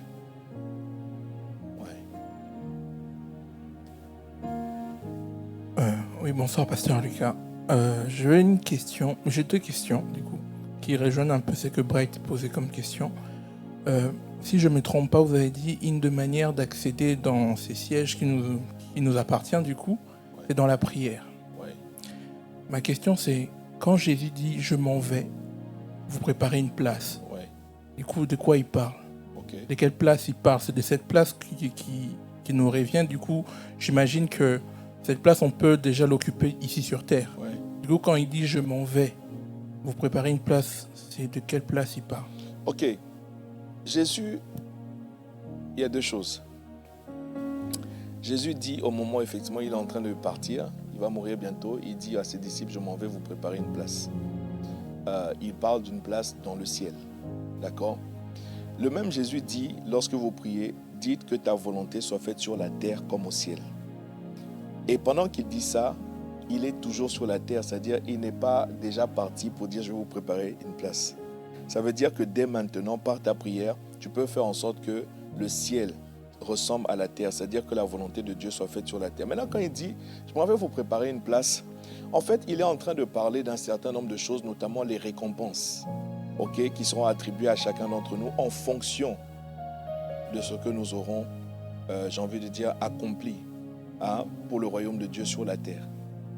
En fait, il parlait d'un ensemble de choses, mais il ne parlait pas nécessairement. Sinon, s'il fallait attendre que Jésus monte, comme il a si bien dit, Abraham qui a intercédé pour Sodome et Gomorrhe, pour Lot en l'occurrence, il n'aurait pas pu le faire, puisqu'il n'y a pas de place encore donc, préparée. Tu vois ce que je veux dire? Non, il parlait d'autres choses. Et dans ces choses-là, c'était un ensemble de choses, comme je dis, notamment donc, les récompenses qu'il fallait attribuer. Tu avais deux questions. Ok, d'accord. Ok, nous allons bientôt atterrir. Le but de ce soir, c'était que nous comprenions que l'homme, aux yeux de Dieu, a une place spéciale. À plusieurs reprises, on l'a lu. Qu'est-ce que l'homme? Tout le monde s'interroge. Qu'est-ce que l'homme? Qu'est-ce que l'homme? La réponse qu'on peut donner aujourd'hui, c'est que Dieu a dit à notre image, selon notre ressemblance. Combien d'entre vous ici, vous défendriez votre réputation bec et ongle? C'est-à-dire si votre image devait être compromise d'une manière ou d'une autre. Combien d'entre vous accepteriez que votre image soit vilipendée, qu'on vous insulte, hein, qu'on vous marche dessus, etc. Levez la main.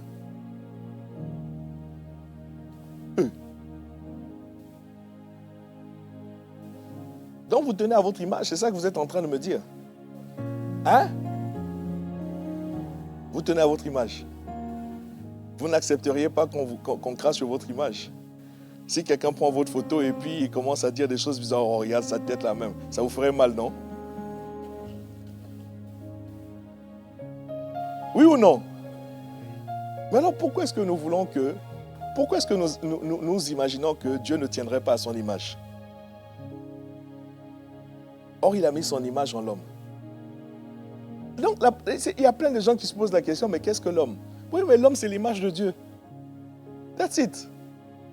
Il y a peut-être autre chose, hein, mais ce qu'on sait pour sûr, au travers de ce qui est écrit dans la Bible, c'est que l'homme est l'image de Dieu.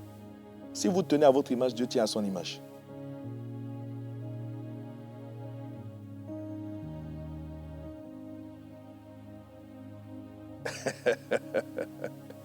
Des orgueilleux comme ça. Pour rien au monde, ils n'accepteraient qu'on leur marche dessus. Et vous voulez que Dieu accepte? Ah, guys, nous tous, nous sommes comme ça. Une petite critique, on prend ça mal. Une toute petite remarque, c'est fini. On est fâché. Alléluia. Maintenant, le plan de rédemption, rapidement avant de terminer. Qu'est-ce que Dieu a fait? Jésus a été envoyé, annoncé pendant des siècles par des prophètes dans l'Ancien Testament jusqu'à sa manifestation. Dans le Nouveau Testament, un enfant nous est né. Isaïe avait dit, un enfant nous est né, un fils nous est donné. Et ce fils a été manifesté. Siméon l'a vu, Anne l'a vu, ils se sont réjouis. Siméon a même dit, c'est bon, maintenant je peux partir. À cause d'un enfant, à cause d'un bébé. Il était la promesse, on l'appelle le Messie, le roi oint, qui devait venir rétablir toutes choses. Et tout Israël, depuis des générations et des générations, entre l'Ancien Testament et le Nouveau Testament, il s'est passé 400 ans à peu près. Pendant 400 ans, Dieu n'a pas parlé du tout. Dieu n'a rien dit. Il n'y avait plus de prophètes. Plus personne ne parlait de la part de Dieu. Ils n'avaient plus que les textes, les écrits. C'est pour ça que ces gens-là, Jésus va leur dire même, en fait, mais vous scrutez les Écritures. Vous sondez les Écritures. Mais vous avez du mal à... C'est-à-dire, vous avez du mal à croire en la personne dont les Écritures vous parlent. Je suis devant vous, vous ne me reconnaissez pas. Ça va? Donc, quand le Fils de l'homme, on l'appelle le Fils de l'homme, arrive, il passe donc 33 ans, un peu plus de 33 ans sur la terre. Pendant 30 ans, on va dire il est ordinaire. À part sa naissance qui est extraordinaire. Pendant 30 ans, il est ordinaire, jusqu'à l'âge de 30 ans, où à 12 ans, ça, ces choses on en a déjà parlé, à 12 ans, il démontre une sagesse et une intelligence exceptionnelle. Mais après cela, on le retrouve à 30 ans. Il rentre dans les eaux du Jourdain après avoir débattu avec son cousin Jean-Baptiste pour se faire baptiser. Dès qu'il se fait baptiser, le ciel s'ouvre. La Bible dit, pendant qu'il priait. Ouais. Nous ne devons pas occulter ce détail-là. C'est pendant qu'il priait que la voix s'est fait entendre. Celui-ci est mon fils bien-aimé, en qui j'ai mis toute mon affection. Si tu croyais que Dieu t'aime, si tu croyais vraiment que Dieu t'aime, en fait, tu dois comprendre que non. Hein. Ça te choque ce que je dis? Ça te choque, hein? celui-ci est mon fils bien-aimé en qui j'ai mis toute mon affection. Toute mon affection. Toute mon affection. Il reste quoi pour toi?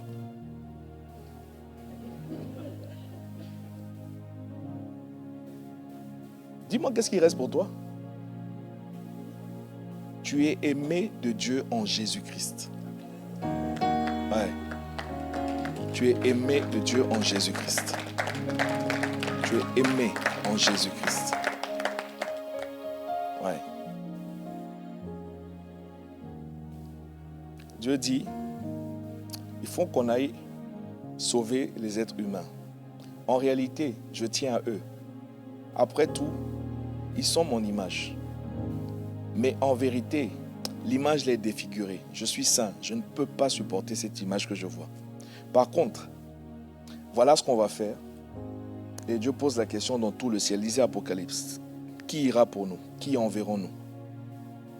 Qui est digne d'ouvrir le livre et d'en rompre les 7 sceaux? Personne ne bronche. Les trônes ne disent rien. Les dignités se taisent. Les dominations s'excusent. Les autorités disent, ah, tu nous as confié un dossier, là, il faut qu'on aille gérer. Toutes les créatures célestes, les anges, les archanges, séraphins, chérubins, tous, silence. Il a fallu que le Fils, et uniquement le Fils, dise, Père, me voici, envoie-moi.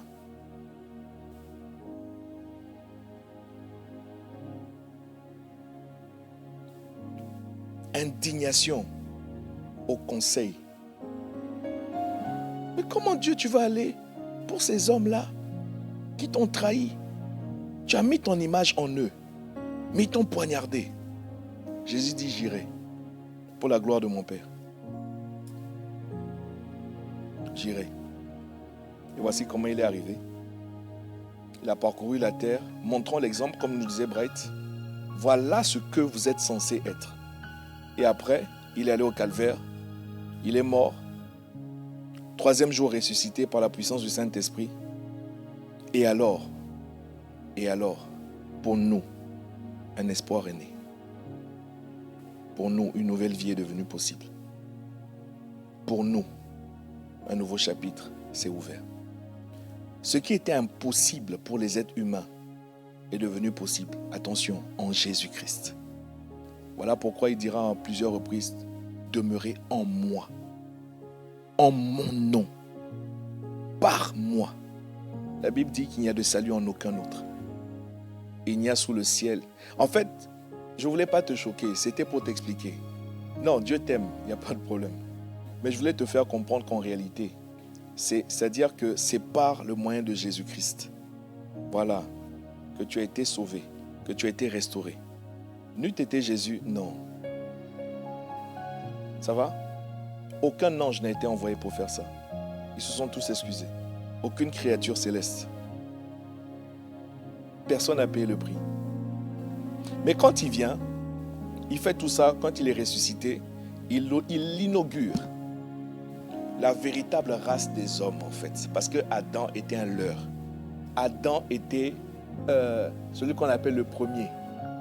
Mais il n'était pas le dernier. Jésus vient après sa mort, sa résurrection. On l'appelle Jésus-Christ. Christ n'est pas la deuxième partie de son prénom composé. Ouais. Christ est sa véritable dimension. Quand Jean, le disciple, la Bible dit qu'il l'aimait et qu'il venait poser sa tête sur ses genoux.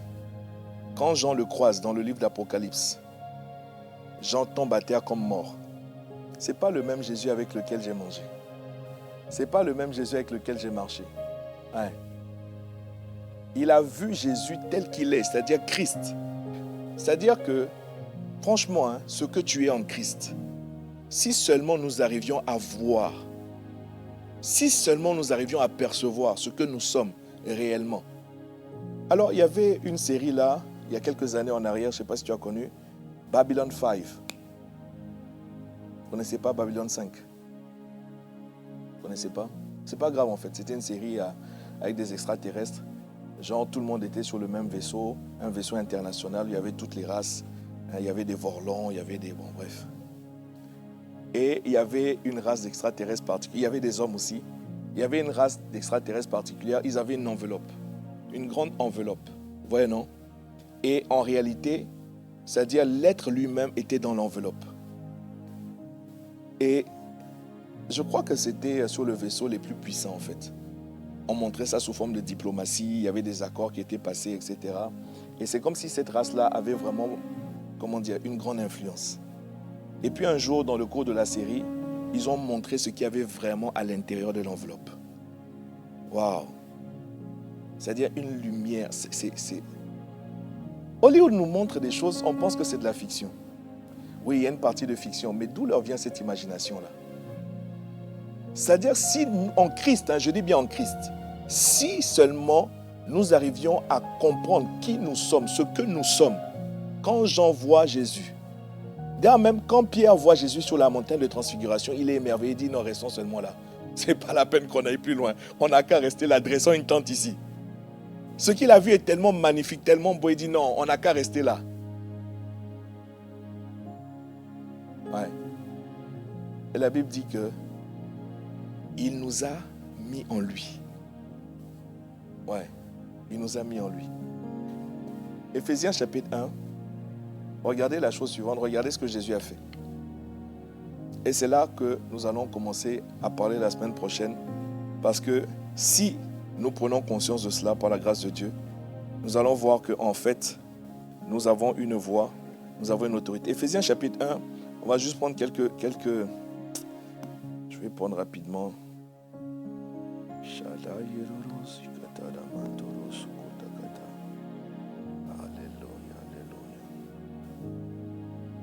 Éphésiens chapitre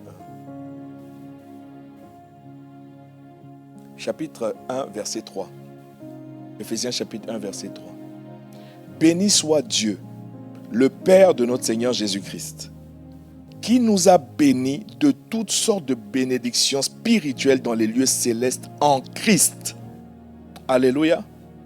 En lui, Dieu nous a élus avant la fondation du monde pour que nous soyons saints et irrépréhensibles devant lui, nous ayant prédestinés dans son amour à être des enfants d'adoption par Jésus-Christ, selon le bon plaisir de sa volonté, à la louange de la gloire de sa grâce qu'il nous a accordée en son bien-aimé.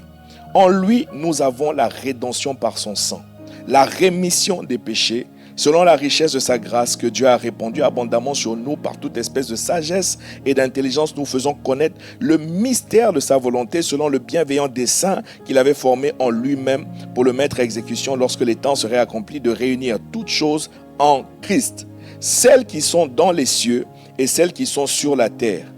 En lui, nous sommes devenus héritiers.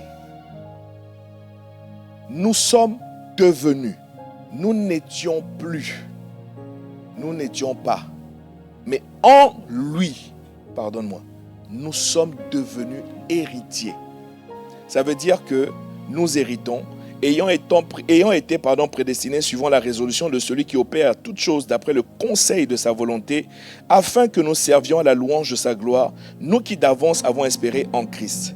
En lui, vous aussi, après avoir entendu la parole de la vérité, l'évangile de votre salut, en lui, vous avez cru et vous avez été scellés du Saint-Esprit qui avait été promis, lequel est un gage de notre héritage pour la rédemption de ceux que Dieu s'est acquis à la louange de sa gloire.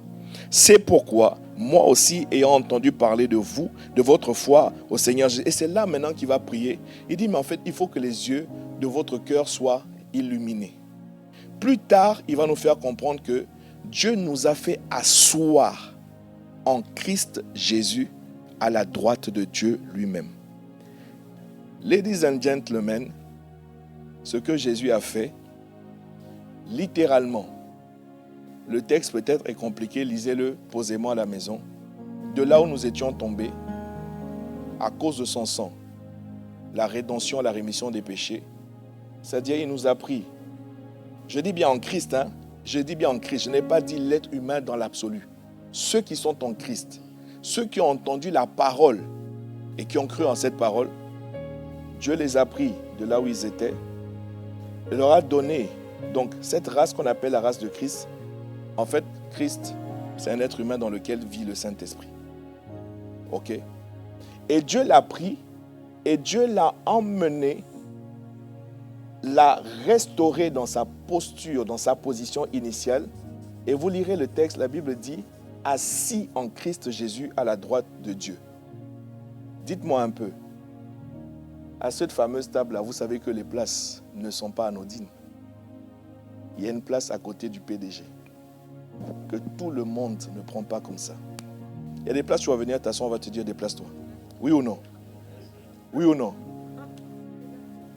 Innocemment, tu es venu t'asseoir et quand tu t'es assis là, quelqu'un vient te dire faut partir, faut partir, faut partir. Alléluia.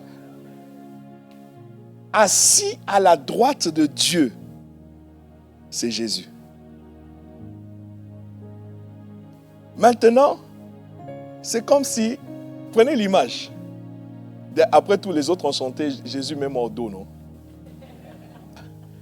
Imaginez que Jésus est assis et maintenant, je ne sais pas, imaginons, je dis imaginons.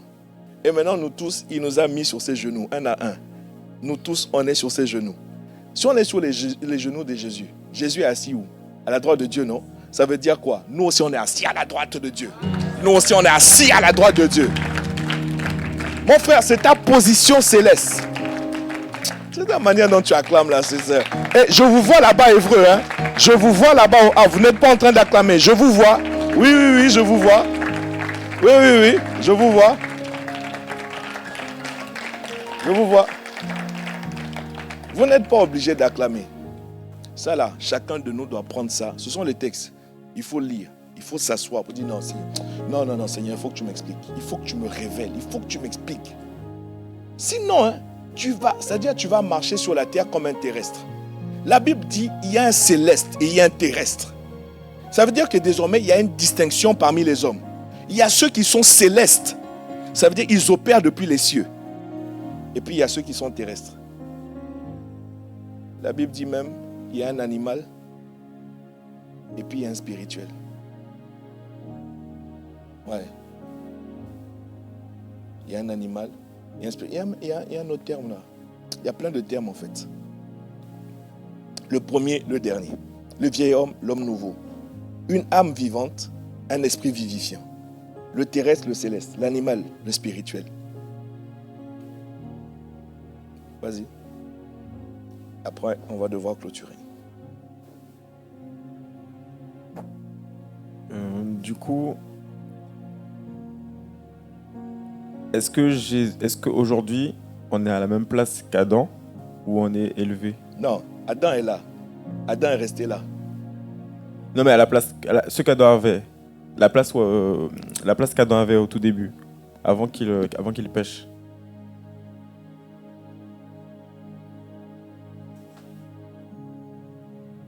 Oui, donc tu disais? Avant qu'Adam pêche. Oui.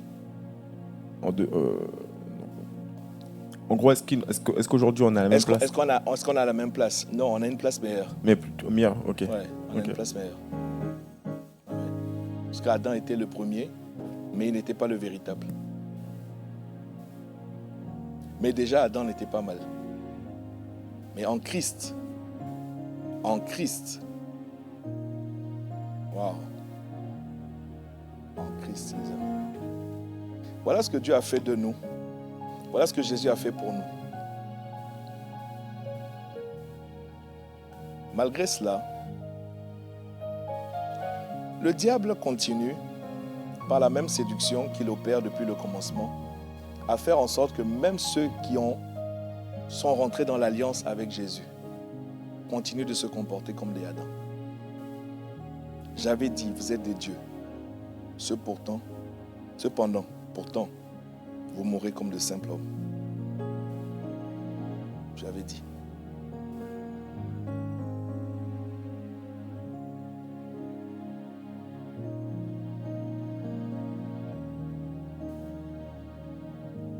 La semaine prochaine, par la grâce de Dieu, nous verrons que c'est depuis... Bright, en réalité, Abraham, le père de la foi,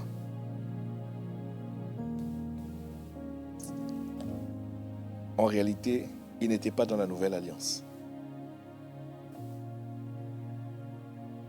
Mais n'étant pas dans la nouvelle alliance, il opérait déjà une certaine dimension. Il pouvait faire changer d'avis à Dieu par rapport à quelque chose qui était arrêté. Dieu veut détruire Sodome et Gomorrhe. Il argumente, il plaide. Et si on verra la semaine prochaine, c'est parce qu'il n'est pas allé au bout de son argumentation. Il s'est arrêté à un moment donné. Il s'est arrêté. Parce qu'à un moment donné, il a quand même affaire à Dieu. Il dit, si je peux seulement parler cette fois encore. Après, il dit, non, permets-moi de parler une fois de plus. Et non, cette fois-ci, c'est la dernière. Et à chaque fois, par contre, qu'il parlait, Dieu dit, ok, j'accorde. Ok, j'accorde. Ok, j'accorde. C'est juste qu'il n'a pas continué. Mais il n'était pas dans la nouvelle alliance. Ce dont nous sommes en train de parler, c'est-à-dire nous sommes en Christ, dans la nouvelle alliance, assis à la droite de Dieu. Vous savez, il y a un texte, là, on va voir la semaine prochaine. Quand on est assis à la droite de Dieu, même si c'était la gauche, c'est-à-dire on est next to, next to. C'est-à-dire que là, on peut même parler aux oreilles de Dieu. Les autres sont sur la table en train de parler, mais nous, on est la proximité, effectivement.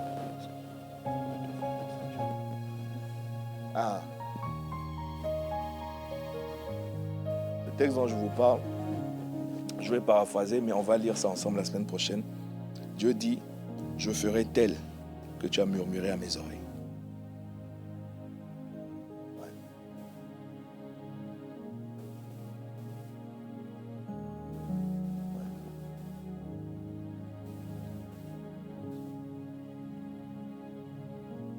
Oui, mais c'est ça dont je te parle. Je dis, si tu lis, quand je dis la suite, ok, j'ai peut-être pas dit Éphésiens 2, mais c'est-à-dire si tu lis tout Éphésiens 1, tu arrives dans Éphésiens 2, en fait, il te parle de la position en Christ. Nous sommes assis. Assis. C'est ton voisin qui aime souvent se tenir debout. Il faut rester assis. Se tenir debout, c'est mon frère, on t'a donné une place. Les gens veulent, tu veux quitter. Ça dit, assieds-toi. Assieds-toi. Alors, une autre manière de le représenter, ça me vient là à l'instant, parce que j'ai déjà vu ça. Vous arrivez à un conseil. J'ai déjà assisté à un conseil dans le cadre, vous avez par exemple les fédérations d'églises, etc. Et puis vous avez le pasteur principal de chaque église qui arrive et qui donc est à la table de discussion, de décision. Et il arrive à un moment où il faut voter. Quand il faut voter, comment ça se passe? En fait, on dit, qui est pour ou qui est contre. Et donc, chacun va lever la main. Mais en réalité, ce qui se passe, c'est que chaque pasteur vient avec une délégation. Chaque pasteur vient avec un certain nombre vraiment de personnes de quota, en fonction de la taille de l'église, etc. Il y a un certain nombre de voix qui sont attribuées. Et quand le pasteur lève la main, le pasteur principal de telle ou telle église, quand il lève la main, vous allez voir que donc, tous ceux de sa délégation vont lever la main aussi. Vous comprenez, non? Et donc, quand Jésus lève la main, nous tous nous levons la main. Ouais. C'est ça qu'il faut comprendre. Quand il lève la main, nous tous nous levons la main. Le même pouvoir de décision. C'est ça aussi qu'il faut comprendre. Donc si sur les genoux de Jésus ne vous plaît pas, donc il est le premier, donc nous sommes après lui. Donc imaginez que la droite de Dieu, il y a une chaise, mais après il y a plein de chaises derrière. Je suis quelque part sur une des chaises. Alléluia. Ok, gloire à Dieu, on va arrêter là pour aujourd'hui. Mais est-ce que ça va? On a dit beaucoup de choses, ça nécessite véritablement. Vous savez, ça c'est la part que vraiment aucun pasteur ne pourra faire pour vous, aucun apôtre ne fera. C'est-à-dire que là, c'est chacun qui doit maintenant, comme les chrétiens de Béret, chacun doit rentrer maintenant examiner pour voir si ce qu'on leur a dit était conforme. Et surtout pour dire, Seigneur, il faut que tu me parles. Il faut que tu changes la donne. C'est par ignorance que les hommes périssent. Mon peuple est détruit parce qu'il lui manque la connaissance. C'est ce que la Bible dit. Nous acceptons aujourd'hui encore, nous subissons encore des choses, des assauts de l'ennemi, parce qu'en fait, nous n'avons toujours pas la conscience de qui nous sommes. Il vient nous présenter des pacotilles, comme il faisait du temps de la traite négrière, et nous vendons ce qu'il y a de plus précieux en nous. Nous vendons notre âme. Ouais. Ça va? Donnons-nous debout pour ceux qui le peuvent. On va prier le Seigneur.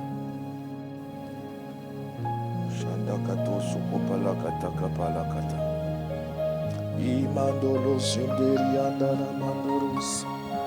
Shatlakatos eke palakatos eke mandakatakatos yamalakata.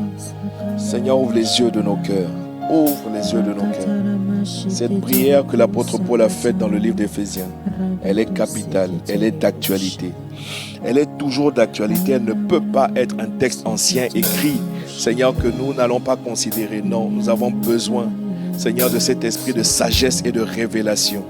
Afin, Seigneur, que nous sachions, ça veut dire que nous soyons conscients.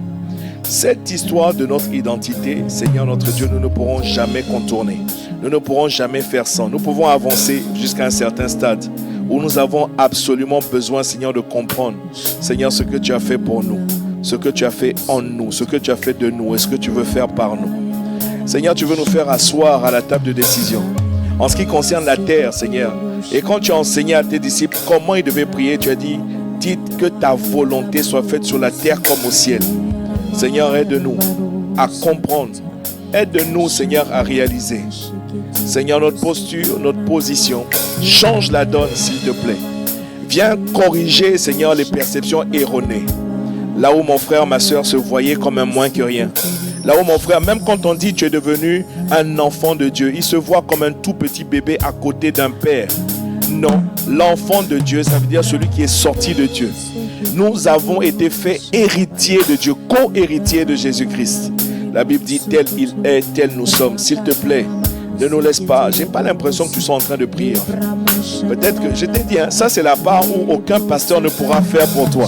C'est la part, bien aimé, où tu dois crier à Dieu. Il faut que tu me montres. Il faut que tu me montres. Je ne peux pas continuer à vivre, Seigneur, comme un Adam, alors que tu m'as donné une place en Christ Jésus. Je ne peux pas continuer, Seigneur, dans la bassesse. Je ne peux pas continuer à, Seigneur notre Dieu, dans l'immoralité, Seigneur, dans l'impudicité, dans toutes ces choses. Seigneur notre Dieu, non. Tu m'as sanctifié. Seigneur, tu m'as lavé par le sang de Jésus. Pourquoi est-ce que je devrais continuer, Seigneur, dans la souillure, dans la boue du péché? Ouvre les yeux de nos cœurs et montre-nous, Seigneur notre Dieu, ce que tu as fait.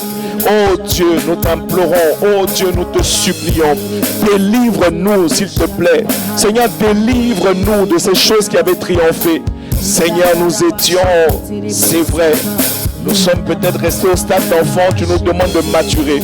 Nous sommes restés au stade d'enfant, Seigneur notre Dieu, des chrétiens charnels. Nous avons cru, c'était pas ça le problème. Mais nous sommes restés au stade d'enfant.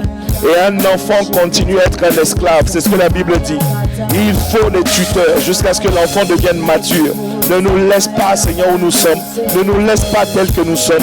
Seigneur, nous ne pouvons pas dire le contraire. Tu envoies ta parole, Seigneur, en tout cas sur la plateforme Impact Centre Chrétien. Nous te bénissons, Seigneur, pour ton serviteur. Pour tes serviteurs qui paient le prix. Seigneur, pour entendre, Seigneur, de ta part, Seigneur notre Dieu, une parole, Seigneur, pour faire du bien. Et la Bible dit, il envoya sa parole et sa parole est guérie les pieds échappés de la fosse. Que cette parole, Seigneur, ne soit pas une parole de plus. Nous voulons nous arrêter. D'ailleurs, c'est pour ça que nous en avons fait une thématique. Allons en eau profonde. Nous voulons creuser. Nous ne sommes pas venus pour collecter des informations. Nous ne sommes pas venus, Seigneur, juste vous figurer. Nous demandons la grâce, Seigneur, d'aller. Permets-nous, s'il te plaît, de disposer du temps pour écouter, réécouter le même enseignement. Seigneur notre Dieu, si nous sommes capables de manger les mêmes choses jour après jour, Seigneur, sans nous lasser, Seigneur, accorde-nous la grâce de nous asseoir. Il y a des enseignements qui sont clés. Il y a des enseignements qui font la différence. Donne à chacun de nous la discipline afin que nous puissions aller connecter, Seigneur notre Dieu, à la voix de ton serviteur. Et Père, Seigneur, qu'il y ait un transfert, Seigneur, un transfert au nom de Jésus. La même audace, la même, Seigneur notre Dieu, assurance, la même autorité, Seigneur notre Dieu. Accorde-nous cette grâce, Père. Oh, ne nous laisse pas, Seigneur, tel que nous sommes. Oh, ne nous laisse pas où nous sommes. Délivre-nous des ruses, délivre-nous des tentations. La Bible dit, veillez et priez. Votre adversaire, le diable, rôde, cherchant qui va dévorer. Seigneur, il ne sera plus jamais, Seigneur notre Dieu, question de moi, lorsqu'on parlera de ceux qui ont été emportés, lorsqu'on parlera de ceux qui ont été dévorés, ça ne sera plus jamais mon partage. Dans le nom de Jésus, Père, je compte sur la grâce, non pas sur moi-même. Je viens néanmoins, Seigneur, demander de l'aide. J'ai besoin de ton aide. Que les yeux de mon cœur soient illuminés. Accorde-moi la grâce, Seigneur, d'abandonner la vaine manière de vivre héritée de mes pères. Délivre-moi, Seigneur notre Dieu, là où mon nom était cité, Seigneur, dans des pactes, dans des transactions ténébreuses. Je plaide le sang de Jésus. Je viens au nom de Jésus. Seigneur, je demande, Seigneur notre Dieu, que par le sang soient annulés tous les décrets, les sentences. Seigneur, les paroles d'autorité qui ont été prononcées pour me lier, pour me faire, Seigneur, opérer dans la bassesse. Je demande la grâce, Seigneur, de m'affectionner aux choses d'en haut. Je demande la grâce, Seigneur, d'être attaché aux choses d'en haut, de m'en affectionner et d'être détaché des choses de cette terre. Père de grâce, il y a, Seigneur notre Dieu, des choses invisibles qui ont plus de valeur que les choses visibles. Ne me laisse pas brader mon avenir. Ne me laisse pas brader ma destinée. Ne me laisse pas, Seigneur notre Dieu. Oh, s'il te plaît, délivre-moi de moi-même s'il le faut. Viens, Seigneur, par la verge de la correction. La Bible dit que tu châties ceux que tu aimes. Ne me laisse pas dans la folie. Ne me laisse pas, Seigneur, tel que je suis. Père de grâce, tu n'as pas envoyé, Seigneur, une telle parole pour que je reste, Seigneur, à la même adresse. Pour que je reste, Seigneur, notre Dieu, cloué au sol, alors que j'ai une place réservée à la droite de Dieu le Père en Christ Jésus, alors que je suis censé prendre mon vol comme un aigle. Père de grâce, ô Dieu de miséricorde, juste juge, aide-nous, nous te le demandons au nom de Jésus. Père, c'est dans le nom de Jésus. Père, c'est dans le nom de Jésus. Le seul nom par lequel nous devions être sauvés, le seul nom par lequel nous devions être, Seigneur notre Dieu, délivrés de la puissance des ténèbres. Oh Dieu, oh Abba Père, ah Shamanda Kata Kata, Reketeke Porosia Mandala. Ouvre les yeux de nos cœurs, ouvre les yeux de nos cœurs, Randanana Manania, Roseke Amala.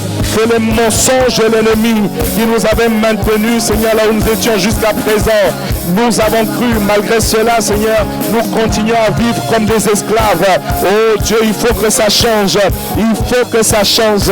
Il y a un géant, Seigneur, à l'intérieur de nous, de la race de Christ, de l'envergure de Christ. Ceux qui ont reçu le gage de l'héritage, le Saint-Esprit qui nous a été donné, il ne nous a pas été donné juste pour que nous parlions 5 minutes en langue. Non, Seigneur, la Bible dit qu'il est notre avantage. Il est notre avantage. Seigneur, ouvre notre intelligence. Permets-nous de comprendre, de saisir la parole qui nous est annoncée. Dieu de grâce, Dieu de toute justice. Oh, ton église est devant toi. Rando para kata ipara imana banana ni amana ishapata kata. Envoie ta puissance, Seigneur notre Dieu. Rata kapata ke por rosia mandala mala ipanda kanali amala la mama mama rake pele amala shamala katozi amala bale amala.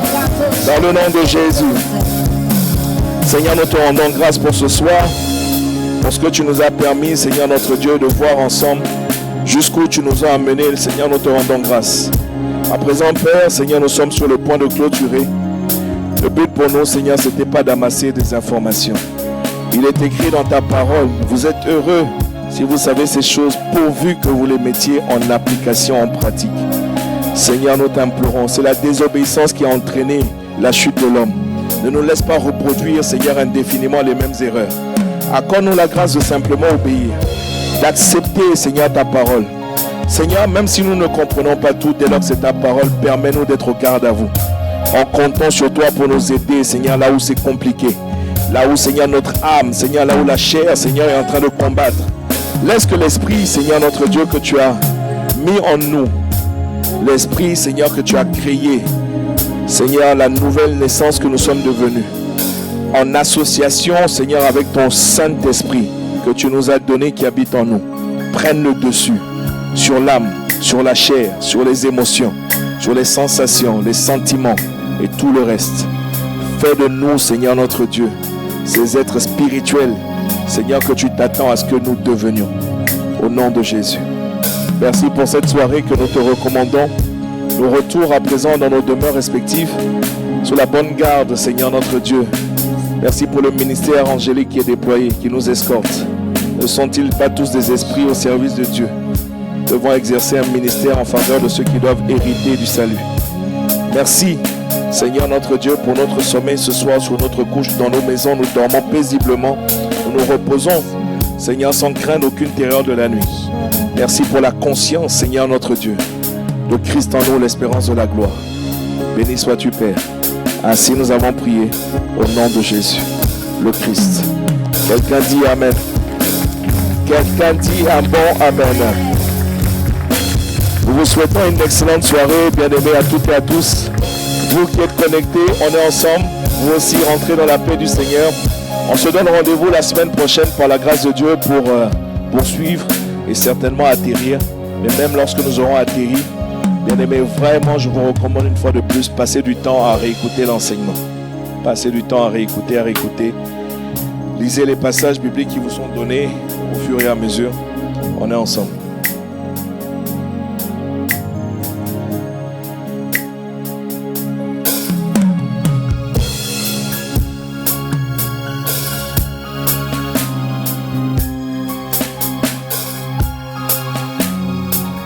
Saluez quelqu'un avant de partir.